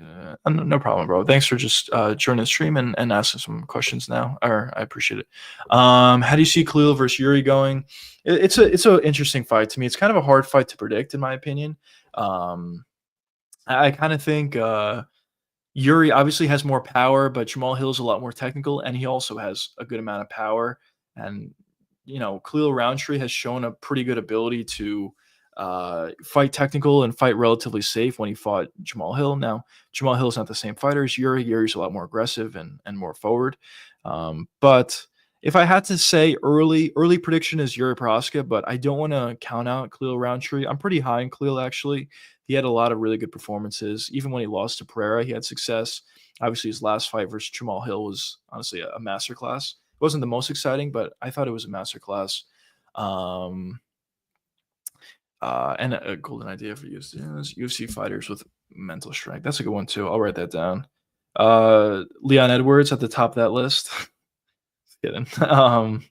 But best um, best mental strength. Best mental strength. Thank you. Add that to the list. We'll do some tier list for show. Put it together. Do matchmaking Max Holloway. Do Max Holloway against every other ranked lightweight tier list. Okay, I'll write it down. Max versus every ranked lightweight. All right. They should give Gaethje the main event in his home state of Arizona for his retirement fight like they did for Dustin. I agree. I think they should do that. Make it like a fight night or something like that. For a pay-per-view, they're not going to be able to do it just because they can't give him a BMF shot versus Max Holloway. Max already dominated him, so it'll be tough to sell that fight. So I think it's probably going to have to be a fight night, unless they do a pay-per-view and they make him the co-main or something like that. But we'll see. Surprisingly, the strong fighter is Ian Gary gets called a cuck, and you have to be very. That's honestly that's a pretty good point. He does get called out all the time, and he consistently goes out there. He takes on big challenges. I mean, he fought Shavkat when most people didn't want to fight that guy. So yeah, I probably honestly would agree. Yeah, he kind of is pretty mentally strong. And week one is Felipe Lima. Yeah, that's probably true. I think Felipe Lima is actually a really good fighter, but yeah, not a great performance in his last fight for sure. Justin's a big baby, though. I actually kind of agree. I actually agree with this. Listen, Gaethje has to realize, yes, I know he wants a title shot. I know he won a couple fights before losing to Max Holloway, but you can't act like the Max Holloway fight never happened. It happened. He got dominated and he got knocked out. His fight after that, he's only on a 1-fight win streak against Fiziev, and Fiziev was he's a guy who's kind of lower in the rankings at that point. The second time that he fought him, and it was a decision victory as well. It wasn't like a monumental finish or anything like that would propult him to get a title shot. So I actually kind of agree with you. I feel like Gaethje has to realize, like, listen, you didn't earn a title shot. If you want to get a title shot, it's a very easy path to getting there. Fight Paddy Pimblett. I'm not saying Paddy's an easy fight for Gaethje because I actually don't think he is, but the path is obvious. Fight Paddy Pimblett, and if you win, you'll get a title shot versus Topuria. But yeah, I mean, obviously he doesn't want to do that. So we'll see what happens. It's still crazy that Tony Ferguson is with the UFC more. It's just crazy that such a downfall. I just think he did not run. The Gaethje fight was a start of it. I actually talk about this a lot, but somebody asked me in a previous live stream, have I seen one of my favorite fighters' chins be cracked, and his chin was just terrible from there? And my answer was no. When you look at guys like recently, not saying these guys are my favorite fighters, but just looking at some recent examples of Justin Gaethje when he got knocked out, Usman when he got knocked out, or even Tony Ferguson, just talking about him, when he got front kicked by Michael Chandler, their chin after that, like, wasn't bad. Gaethje in his next fight, his chin wasn't bad. Usman in his next fight and going forward, his chin wasn't bad. And even for Tony, he was washed for sure. But in terms of his chin, I don't think his chin was that bad after the Michael Chandler fight. But I think the real way you can lose a chin is take a monumental beatdown, or at least a way that you can become washed, I guess, or lose some of your ability is taking a monumental beatdown like what Tony Ferguson took against Justin Gaethje. I think the Justin Gaethje fight was way more detrimental to Tony Ferguson than the front kick from Michael Chandler was for him. So, you know, obviously when you see like a crazy knockout, especially to a guy who has an amazing chin, it's not great to see. But when you see those like beatdowns, like a 5-round beatdown or a 3-round beatdown, Calvin Cater's another example of this. I'm not saying his chin's bad now, but after that monumental beatdown he took versus Max Holloway, he just never looked the same. Bruno Silva's another example. Bruno Silva didn't get knocked out by Alex Pereira, but he took a beatdown, a really bad beatdown. A lot of left hooks by Alex Pereira, who obviously hits ridiculously hard. And look where Bruno's at this point. He better retire. I mean, man, he's taking some ridiculous damage. And his last fight, his skull got cracked. It's not great. And he looked like very washed before that. So what you really look to worry about is when guys take like ridiculous beatdowns. His argument was his loss was an exhibition fight. It says one against us and Gane either. So, yeah, yeah, you're absolutely right. Actually, it doesn't make any sense. Yeah, if his argument is it was an exhibition fight against Max, then the same could be said against Dustin. So, yeah, it doesn't make any sense. 2 wins against Fiziev is not going to get you a title shot. But yeah, as I said, I kind of wish Gaethje would just fight Patty. It's a fight to make, but doesn't want to, and whatever. What can you do? You can't force a guy to fight, as Dana says a lot. Um, but yeah, well, I guess we'll see what happens. Money talks at the same time. If Dana offers Gaethje a lot of money, maybe he'll accept the Patty fight, but we'll see. We'll see. I don't know how much interest Dana even has in paying Gaethje a lot of money because, from Dana's perspective, just give the title shot to Patty, make a bunch of money. Patty doesn't deserve it, but from the UFC's perspective, it's a beef. It's 2 guys that are relatively big stars in Ilya and Patty, and just put the fight together. They'll make a lot of money pay-per-view wise and selling tickets and whatnot. But yeah. But yeah, post show. Let's see. Do we got any news or anything? I don't want to miss out on anything.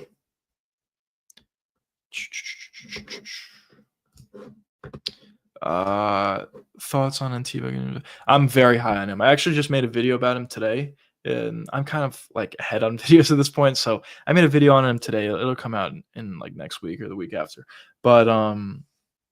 But I think he's very good, like very, very good. I talk about this a lot, but I think guys that are super physical tend to have a natural advantage, and they tend to be some of the best fighters in the weight classes and even champions. And obviously, Antiba, he hits like really hard, of course, and he's very technical. But the biggest thing that jumps out to me personally is the fact that he's so technical. When you look at both of his finishes versus Valentine and even against Medea, the fight before that, yes, he was able to land big and he was able to hurt his opponents pretty early on. But after he was able to hurt his opponents, he did a really good job at continuing to stay technical. We see this all the time with guys that have a lot of power and are new to MMA, or even veterans that have a lot of power. When they hurt their opponents, they tend to throw a bunch of wild shots. But when you look at Antiba, once again, in both of his performances and both of his finishes, he was able to stay patient and stay technical, and eventually he was able to find a big shot. In his last fight versus Valentine, you heard him like right away, essentially, with the first shot he threw. But when Valentine was kind of running around the octagon, covering up, obviously hurt, Antiba was looking for that big shot, and eventually he found it with the uppercut, and he was able to get the finish in the first round. And a similar thing happened in the fight before that as well. So I think the technical ability of Antiba is really going to push him forward, and I really do think this guy is a real problem at the middleweight division. He's very, very good. And the way I see Justin Gane now, because Max is a featherweight moving up and does nothing for him. At least doesn't. Yeah, I guess. I mean, I guess this is probably where Gaethje's coming from. When Gaethje originally took that fight against Holloway, it was weird because it seemed like Gaethje could have gotten a title shot at that point, and he kind of risked it to fight Max Holloway for the BMF. And I remember everybody was like, "Why would he take that fight?" But listen, choices have consequences. He took the fight, he lost.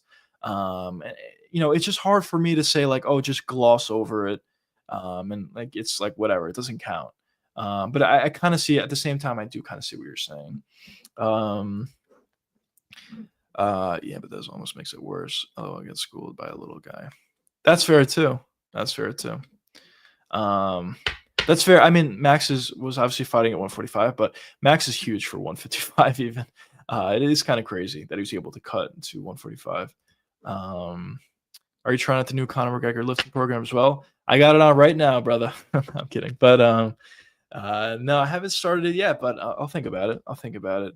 I was thinking about of meeting up with Taporia and seeing what weights he's got over there, and we'll figure it out. But that was so interesting. My favorite bit from that whole thing, that whole Connor thing, was Chael just not being able to stop talking about it. When I don't know if you guys saw that, but there's this TikTok of this kid that saw Chael on the set or whatever, but when they weren't recording, and he goes to Chael like, "Oh, what'd you think about it?" or whatever, and he's just like, he goes off. He goes off for like 5 minutes talking about it. He just can't stop thinking about it. It was very good comedic timing. The video that Chael made, where the first line of the video, or the first line that I saw on Twitter at least, was he's like, I cannot stop staring at Connor's dick. It's tremendous comedic timing.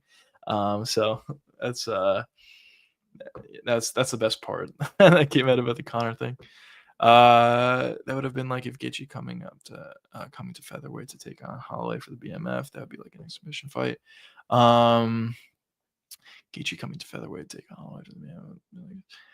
I mean, I guess. I mean, listen, I don't personally consider the BMF belt to be that important, but I think at this point, the fact that Max has it, it's not even like when Dustin and Max fought. Yes, it was for the BMF belt, but I don't actually think the BMF belt had anything to do with that. I think really what it was is it was a contenders fight, but the reason why the UFC was able to justify making that a main event was because they put the BMF belt on the line. But in actuality, it was just like a fight between two guys that are legitimate contenders, and it also happened that Dustin Poirier was retiring. I actually don't really think the BMF belt had anything to do with it. So when Gaethje fought Max, yes, the BMF belt was technically on the line, but I kind of just saw that fight as a contender fight between two guys, two contenders. But that's how I personally saw it. I can't stop saying against. Very good, very good. She, there's no way she doesn't have a schlong, right? I mean, come on, the arms. What's going on there? What's going on there with the arms? She's got to be like pissing rocket fuel or something, right? It's only been 3 BMF champions. It's been Jorge, Justin, and Max. Yeah, Max is the only guy to defend thus far. We'll see how far that goes. Also, it'll be interesting to see if Max ever does get another title shot, which I think there's a real chance that happens. Is it going to be like a double kind of thing? The BMF belt is going to be on the line alongside with the actual title. I guess. Well, I mean, I guess actually we already saw that he got his title shot versus Taporia when Max had the BMF belt and the BMF belt wasn't on the line. It would be interesting to see though if we ever get to a point where the UFC would hate this, by the way, but if a champion had the BMF belt, because then the UFC can't really put on their shtick of the BMF belts to fill pay-per-view cards. So the UFC would hate that, but it'll be interesting to see if we ever get to a point where if Max becomes champion and he still has a BMF belt, or if Taporia gets it down the line, or JDM, or I don't know, somebody else gets it down the line. It'll be interesting to see.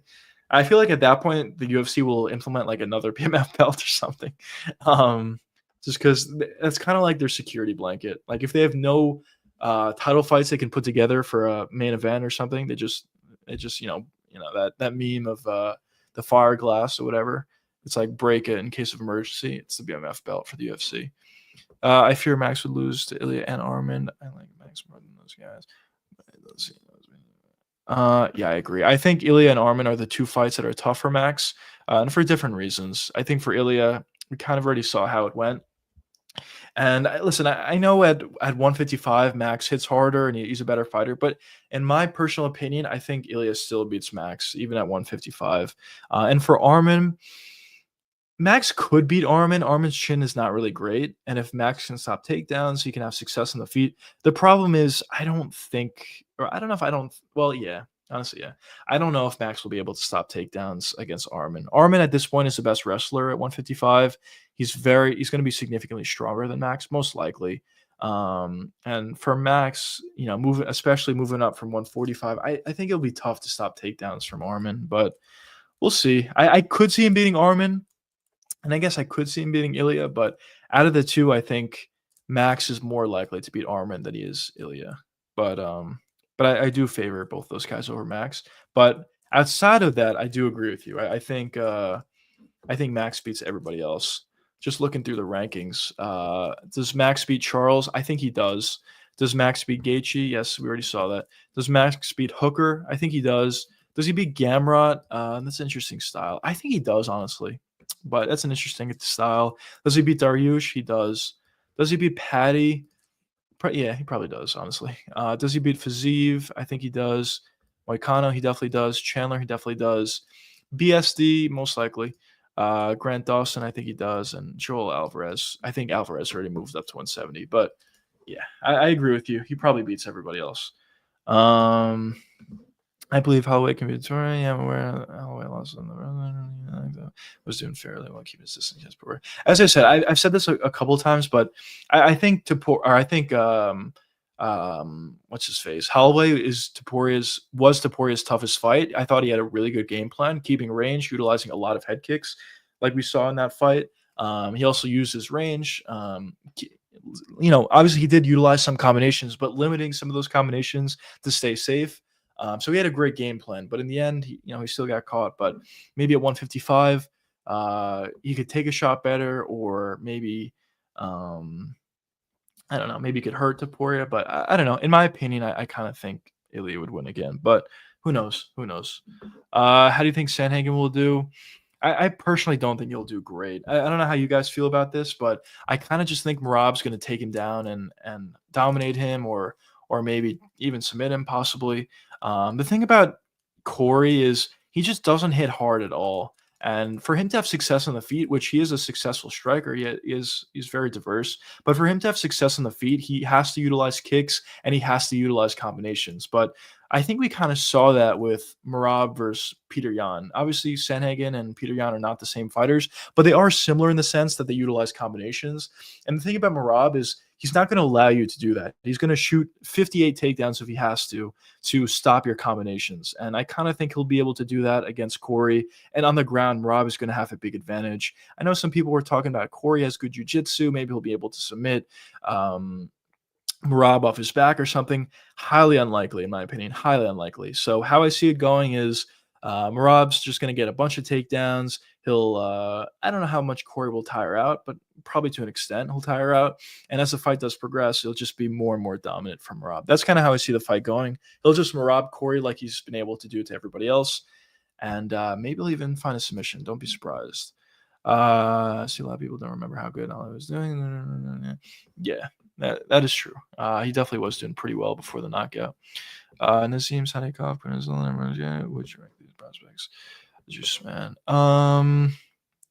So Sadikov, I'm really high on. I'm really high on Nazim. He has like ridiculous hardware. I think we actually saw that in his last fight, where he's able to take a lot of shots. He's able to survive, and also he hits ridiculously hard. I actually think his last fight was a perfect example of that, where he almost got finished, and then he finished his opponent in the next round. So Sadikov is a guy I think is going to be really, really good. Quinlan, I think, is pretty good as well, just because he was seen to be a striker, and in his last fight, he utilized a lot of wrestling.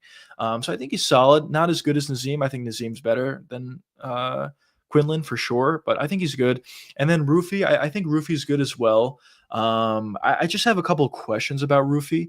His style is really good. His timing is really good. He has a good amount of power. He has great kicks, obviously, as Bobby Green would tell you. But the only question that I have about Rufi is his cardio.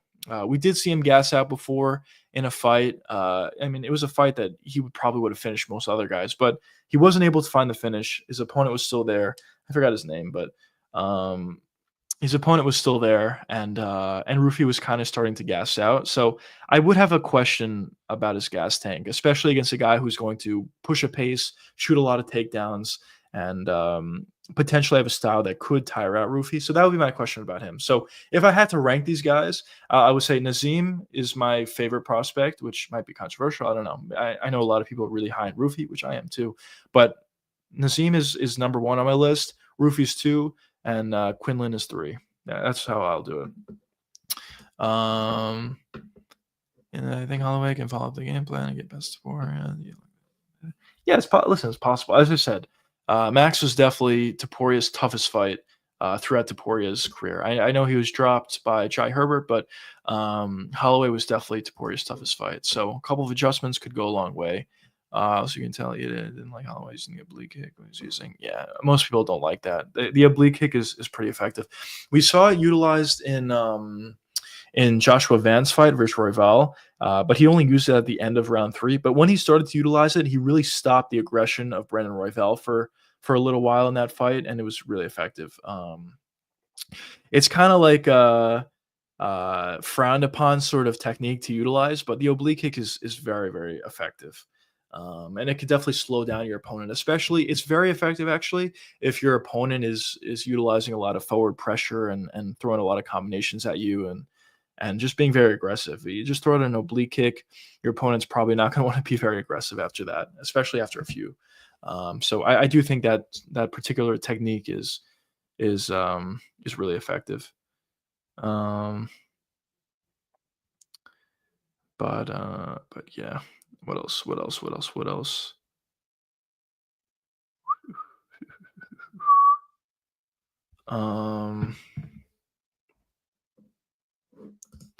Then you got people saying Holloway was knocked out cold by Topuria when he actually wasn't. Yeah, he wasn't knocked out cold, but you know, he was TKO knocked out cold at the end of the day. It's kind of whatever. Can you give me hope DDP winning next month? Juicy, I think he's gonna win. Selfless plug. But if you want to see why I think he's gonna win, be sure to check out my video. I'll tell you why in a second, but I'll just bring it up because why not? So I made a video talking about this. Where is it? Did I pass it? Where is it? How far ago did I post this?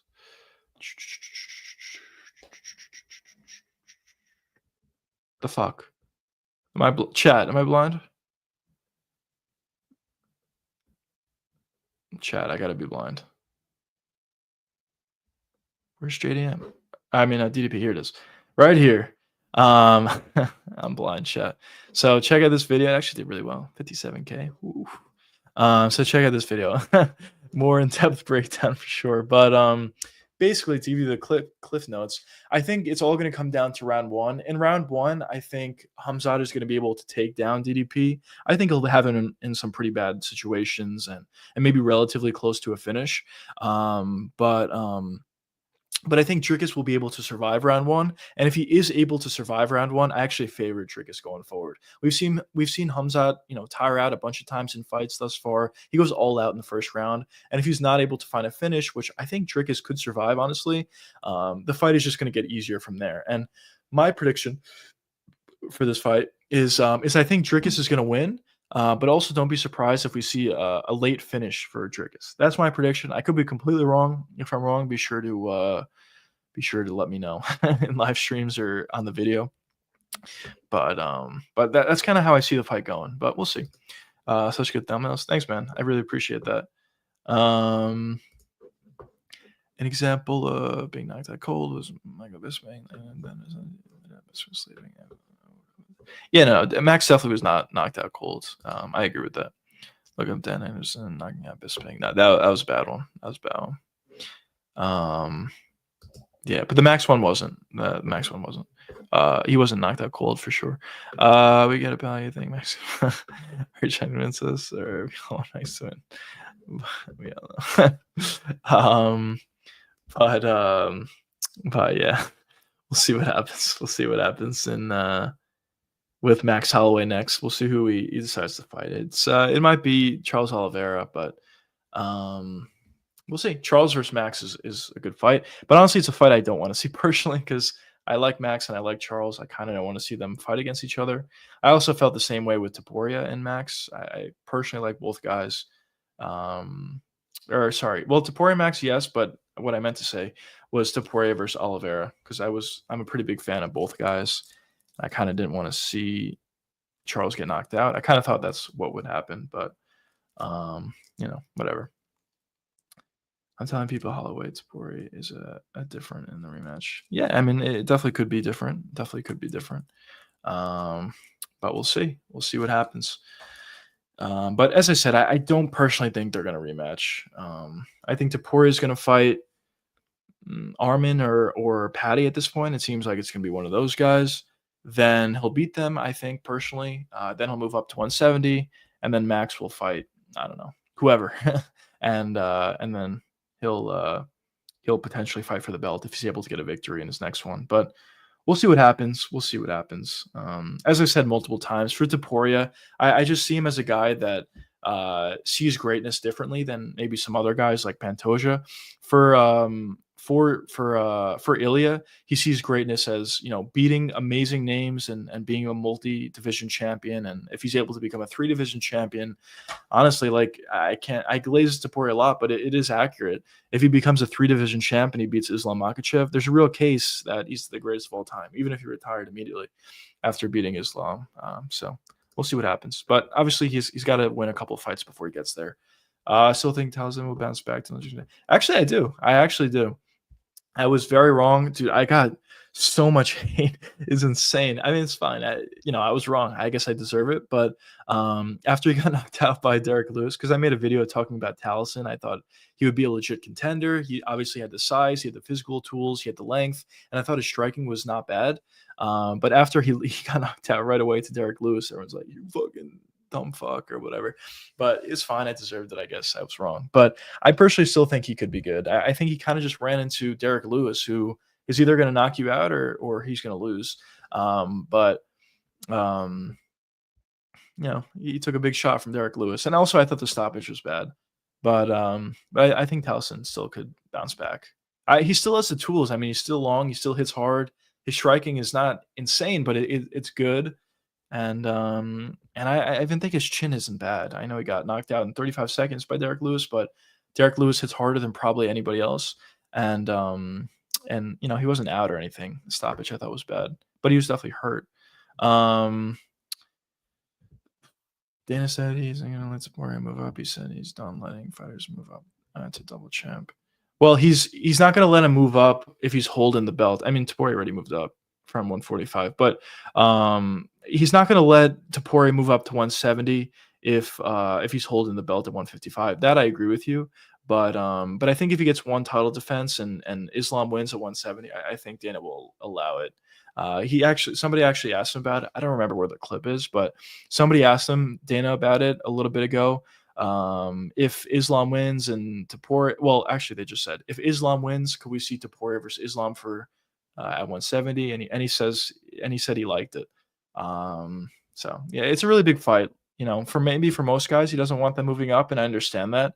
But I think for Islam versus Ilya, if that's a potential fight, I think Dana will make the exception. That's a really, really big one. Most overrated all time great. Most overrated. That's a good one. Or that's a good question, I should say. Most overrated all time great. That's a good one. Let's see. I just got to see a list in front of me. Let me see. Best.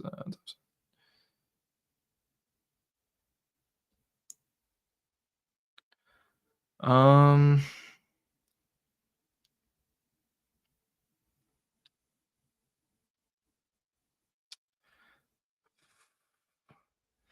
It's actually a really difficult question. Um. I don't know. I mean, you could make arguments for some guys, but I don't actually think they're overrated. So, like, for example, like Khabib, I don't think Khabib's overrated. I don't at all. But I guess the argument would be he didn't fight like amazing guys on his come up, and even at the top, he fought Dustin and Justin, which were good fights, but they were good stylistic matchups for him. So I guess you could say that, but I don't personally think Khabib's overrated. But I guess there's an argument there for Demetrius Johnson. I guess you could say he didn't fight, great competition, but I also don't think Demetrius is overrated. I think he's actually good. Um, I don't know. Honestly, I don't know. What would be your answer to this? This is a good question. I don't really know. Um, Connor? Could I say Connor? Is Connor? I mean, is he an all time great? I don't even know if he's an all time great. Well, he is, but I don't know how high on the list he is. But maybe Connor. He had an obvious weakness that was taken advantage of by Khabib and others. Um, Maybe Connor, but when Connor was in his prime, he was an amazing fighter.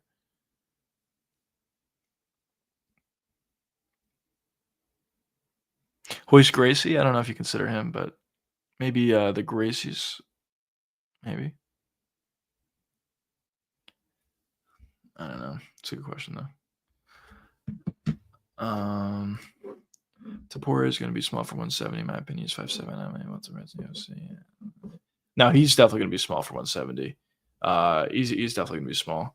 The question is his power still going to be there at 170? That's the question. He's even small for. He's not even a big 145er. So he's small for 155. He was a lot smaller than Charles Oliveira, but it didn't really matter because his power is still there. The question at 170 is his power there. Um, it'll be tough, honestly, for his power to transcend from 145 to 170, but we'll see. But in terms of his height and whatever, yeah, he'll be small for 170, no question. My opinion, probably Aljo.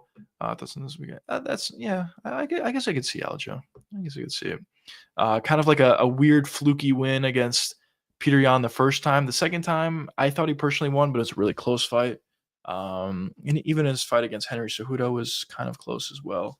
Um, so yeah, maybe I could see that. Dustin this weekend's main event. Peter Yan. Main event and that. Okay, so for the main event, I think RDR is going to win. I have an in-depth breakdown coming out about that tomorrow. But the reason why I think RDR is going to win is I kind of just feel like he's going to figure out some sort of weird sequence. Maybe he lands some sort of shot in a weird angle and he hurts Whitaker on the feet and finds a takedown. Basically, it's going to be very difficult to take down Whitaker. Obviously, historically, that's been true. But if RDR is able to take down Whitaker, I think he's going to have a lot of success, and I think he'll be able to find a finish on the ground. I think RDR is just so much better than Whitaker, and also he's a lot physically stronger and a lot more physical than Whitaker would be on the ground and even on the feet, honestly. So I think RDR has the ability to make more mistakes and still be successful in this fight. I think how the main event is going to go is round one, Whitaker is going to have success, but eventually there's going to be some sort of weird sequence where RDR lands a big shot or maybe finds a takedown. And if he's able to find himself on the ground with Whitaker, I honestly think he's going to win. But we'll see. In terms of skill, obviously Whitaker I think is more skilled, but we'll see what happens. And then Jan versus McGee. I think Jan's going to dominate McGee. I think he's better everywhere. Even in the wrestling, I don't think he will, but if he wants to, I think he can out wrestle McGee for sure. But on the stand up, he's certainly a better striker. Even in close, obviously he does a great job of putting combinations together. And at range, he has better kicks than McGee. So I think Jan dominates McGee, and he'll probably find a finish. No, Bobby's. All right, fine. Whitaker's gonna win. But no, listen, I'm a big fan of Bobby as well. But yeah, I mean, he is better. He's really hard to take down. You would think stylistically it'd be a tough fight for RDR. And maybe I'll be completely wrong. Maybe Whitaker would just put on a dominant performance, stop takedowns, land the 1-2 high kick, finish, or even just beat RDR via decision. And it is possible. I just feel like when you go in these matchups where one guy is like very physical and one guy doesn't really have much physicality at all, this guy and Whitaker in this case just needs to be perfect for 5 rounds. And this guy, which is RDR, needs to he doesn't need to be perfect at all. He can be making mistakes for 4.5 rounds, but if he lands one big shot or one weird sequence where he's able to find himself on the ground against Whitaker, that's really all it takes, in my opinion. That's kind of why I feel like RDR may win, but we'll see. We'll see. I wouldn't be surprised if Bobby Knuckles won. I told you Rick Island's funniest thing ever. Yeah, Rick is pretty funny. I believe JDM can beat Sporia. I think he's a better striker too. Yeah, I wouldn't be surprised if JDM beats Sporia. What kind of timeline would we be in if we have JDM versus Sporia? That'll be interesting, but we'll see. I mean, Sporia is really good, a great boxer, and also and whatever. I read this also, and I said also. Weird how that works sometimes, right? But what's going on, John? Welcome to the stream. What's going on, brother? Bro has a vendetta against Ilya. Yeah, maybe. But yeah, we'll see what happens for Sephora. And but listen, obviously, Turin, I'm also a really big Max fan, so there's nothing to be ashamed of for sure. But yeah, what a world would it be if we have Ilya versus JDM, and then we have like Max versus Armin for the belt at 155? That'd be so weird, but I guess theoretically that's possible. But we'll see what happens. We'll see what happens.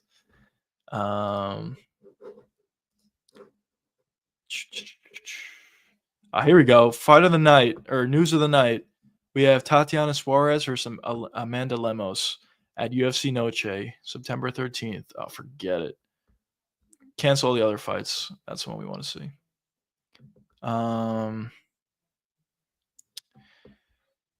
Marcus McGee does have good power, so it's possible. I guess it's possible McGee could land a big shot, but Peter Yan's going to dominate him. Oh, fight of the year, yeah. That's a big one. You know, when you see something like that in Twitter, you kind of just like, it just gets you excited. Also, Ben Askren's home from the hospital. That was really cool to see. It's really crazy from, to see him out of the hospital at this point, from where he was. I mean, he looked like really bad, like not too long ago. And at this point, he's still obviously skinny and whatever, but good for him. I hope he gets better. It seems like he is getting better. But yeah, that was a pretty sad situation. But yeah. Who do you guys think Paulo Costa is going to fight next? My boy Paulo. Let's see. Paulo is what is he? 11. Paulo's 11.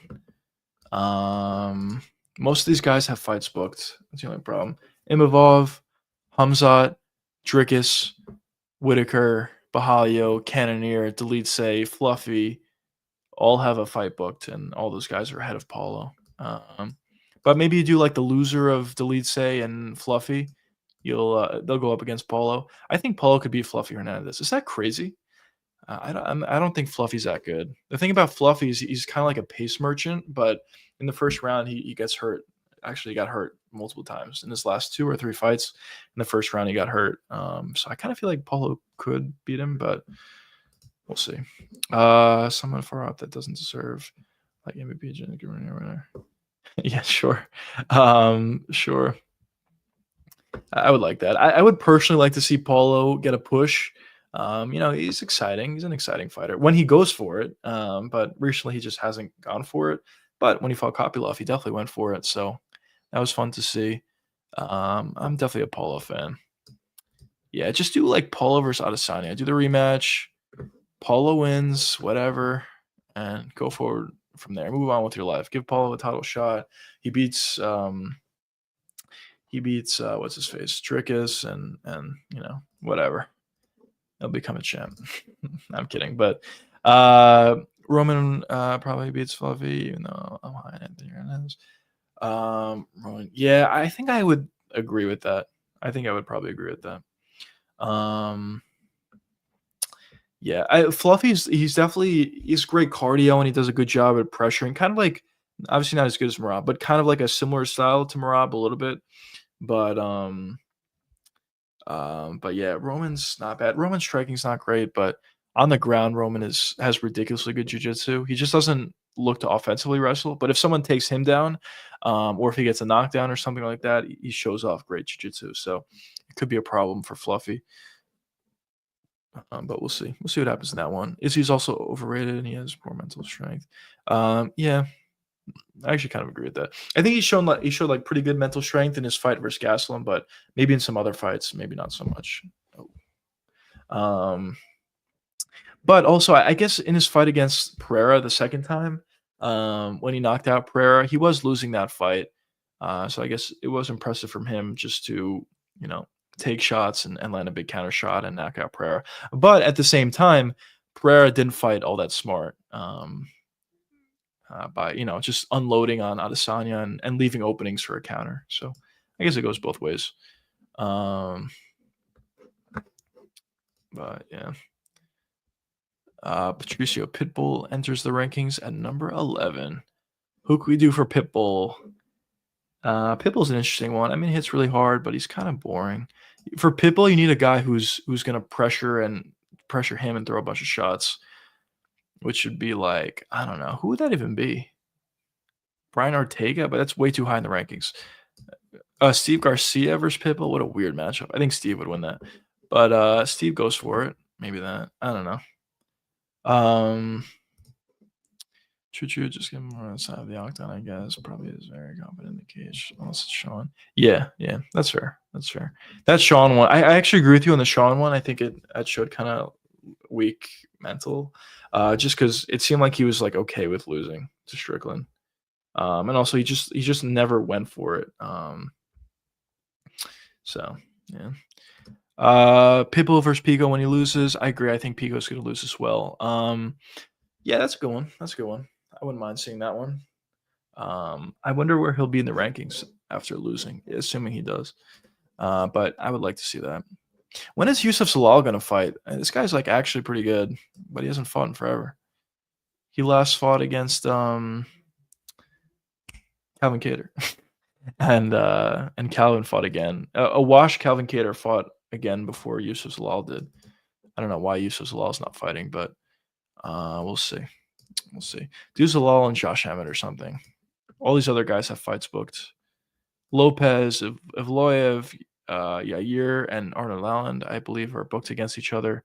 Ortega against Aljo. Lerone Murphy maybe doesn't. All right, do Lerone Murphy versus Yusuf Zalal or something. I don't know.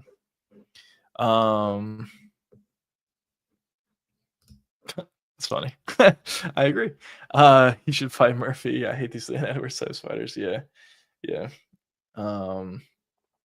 Leon, if we do that tier list, or I will do it, but if we do it tomorrow, or if we do it the day after, tier list of worst mental strengths of fighters, Leon Edwards is by far number one.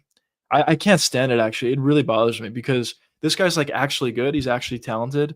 And then he goes up against Sean Brady and other fights as well, against Bilal as well, and other fights. But specifically talking about the Sean Brady fight, in the first round, he gets taken down and he gets controlled. All right, but the fight's not over. It's literally one round. He goes to a stool and he's completely defeated after one round. It's just like ridiculous, in my opinion. Maybe he would have lost either way, even if he was confident against Sean Brady. But it is, in my opinion, just kind of ridiculous that this guy loses confidence like instantly. He could take like one shot in a round, and it's like, oh, he lost all his confidence. And then against Bilal, he kind of lost his confidence. And to mask that, he said, oh, it's because I was fighting at 5 a.m., which was weird. I mean, in fairness, that was weird that they decided to put the fights at 5 a.m. But still, it's most likely just an excuse. He knew it was going to be at 5 a.m. for a while. So, adjust your sleep schedule accordingly for your one fight you have. So, yeah, Leon's lack of mental strength really is kind of annoying. But man, when other UFC YouTubers don't let people forget, man, I help you on this one. How can you just? Thanks, man. I appreciate this. I appreciate that. I really do appreciate that. I'll definitely remember you along the way. Hopefully, we grow and we go through this together. But I really do appreciate it. All of the help, Mikey, and all of the comments and everything. Seriously, it does mean a lot. Thanks for supporting the channel and whatnot. Um, but yeah. Um, there we go. We have Medina who got knocked out by Antiba in his last fight. He's fighting. Nah, that's not a good one. Oh, Danny Barlow's back. Yeah, against Santos. I'm not really high on Danny Barlow anymore. I was, but not anymore. Cody Thickness. Wow, what a name. Um, but yeah, I mean, we've been streaming for around like 2 hours 15 minutes at this point. If you guys have any last second questions, be sure to let me know in chat. Um, but if not, I think I might hop off stream at this point. It's been a really good stream. It's been fun talking to all you boys. Thanks so much, Mikey, and everything. No problem. Just speaking of the world. How do you think Bilal Shafkat will go? I think Shafkat would beat Bilal personally. I think Shafkat would beat Bilal. Sorry, Brady. I read Brady, but I said Bilal. I meant Brady though. I think Shafkat would beat Brady personally. Brady's good if he's able to get a takedown and get on top, but if he's stuck on the feet for somebody like we saw against Bilal, he's not going to do all that well. His striking has improved a little bit since the Bilal fight, but still, he's not super powerful on the feet, and the striking's not all that good. But I think Shafkat would beat Brady. But yeah. Thanks, bro. Thanks so much. But yeah, I'll see you guys tomorrow. I'll stream at 8 p.m. Eastern tomorrow. Be sure to be there if you guys are interested. And will also be a video out tomorrow at 2 p.m. Eastern. So yeah, definitely some content coming in your guys' way. I appreciate everybody for being here. I'll see you boys tomorrow. Peace out, guys.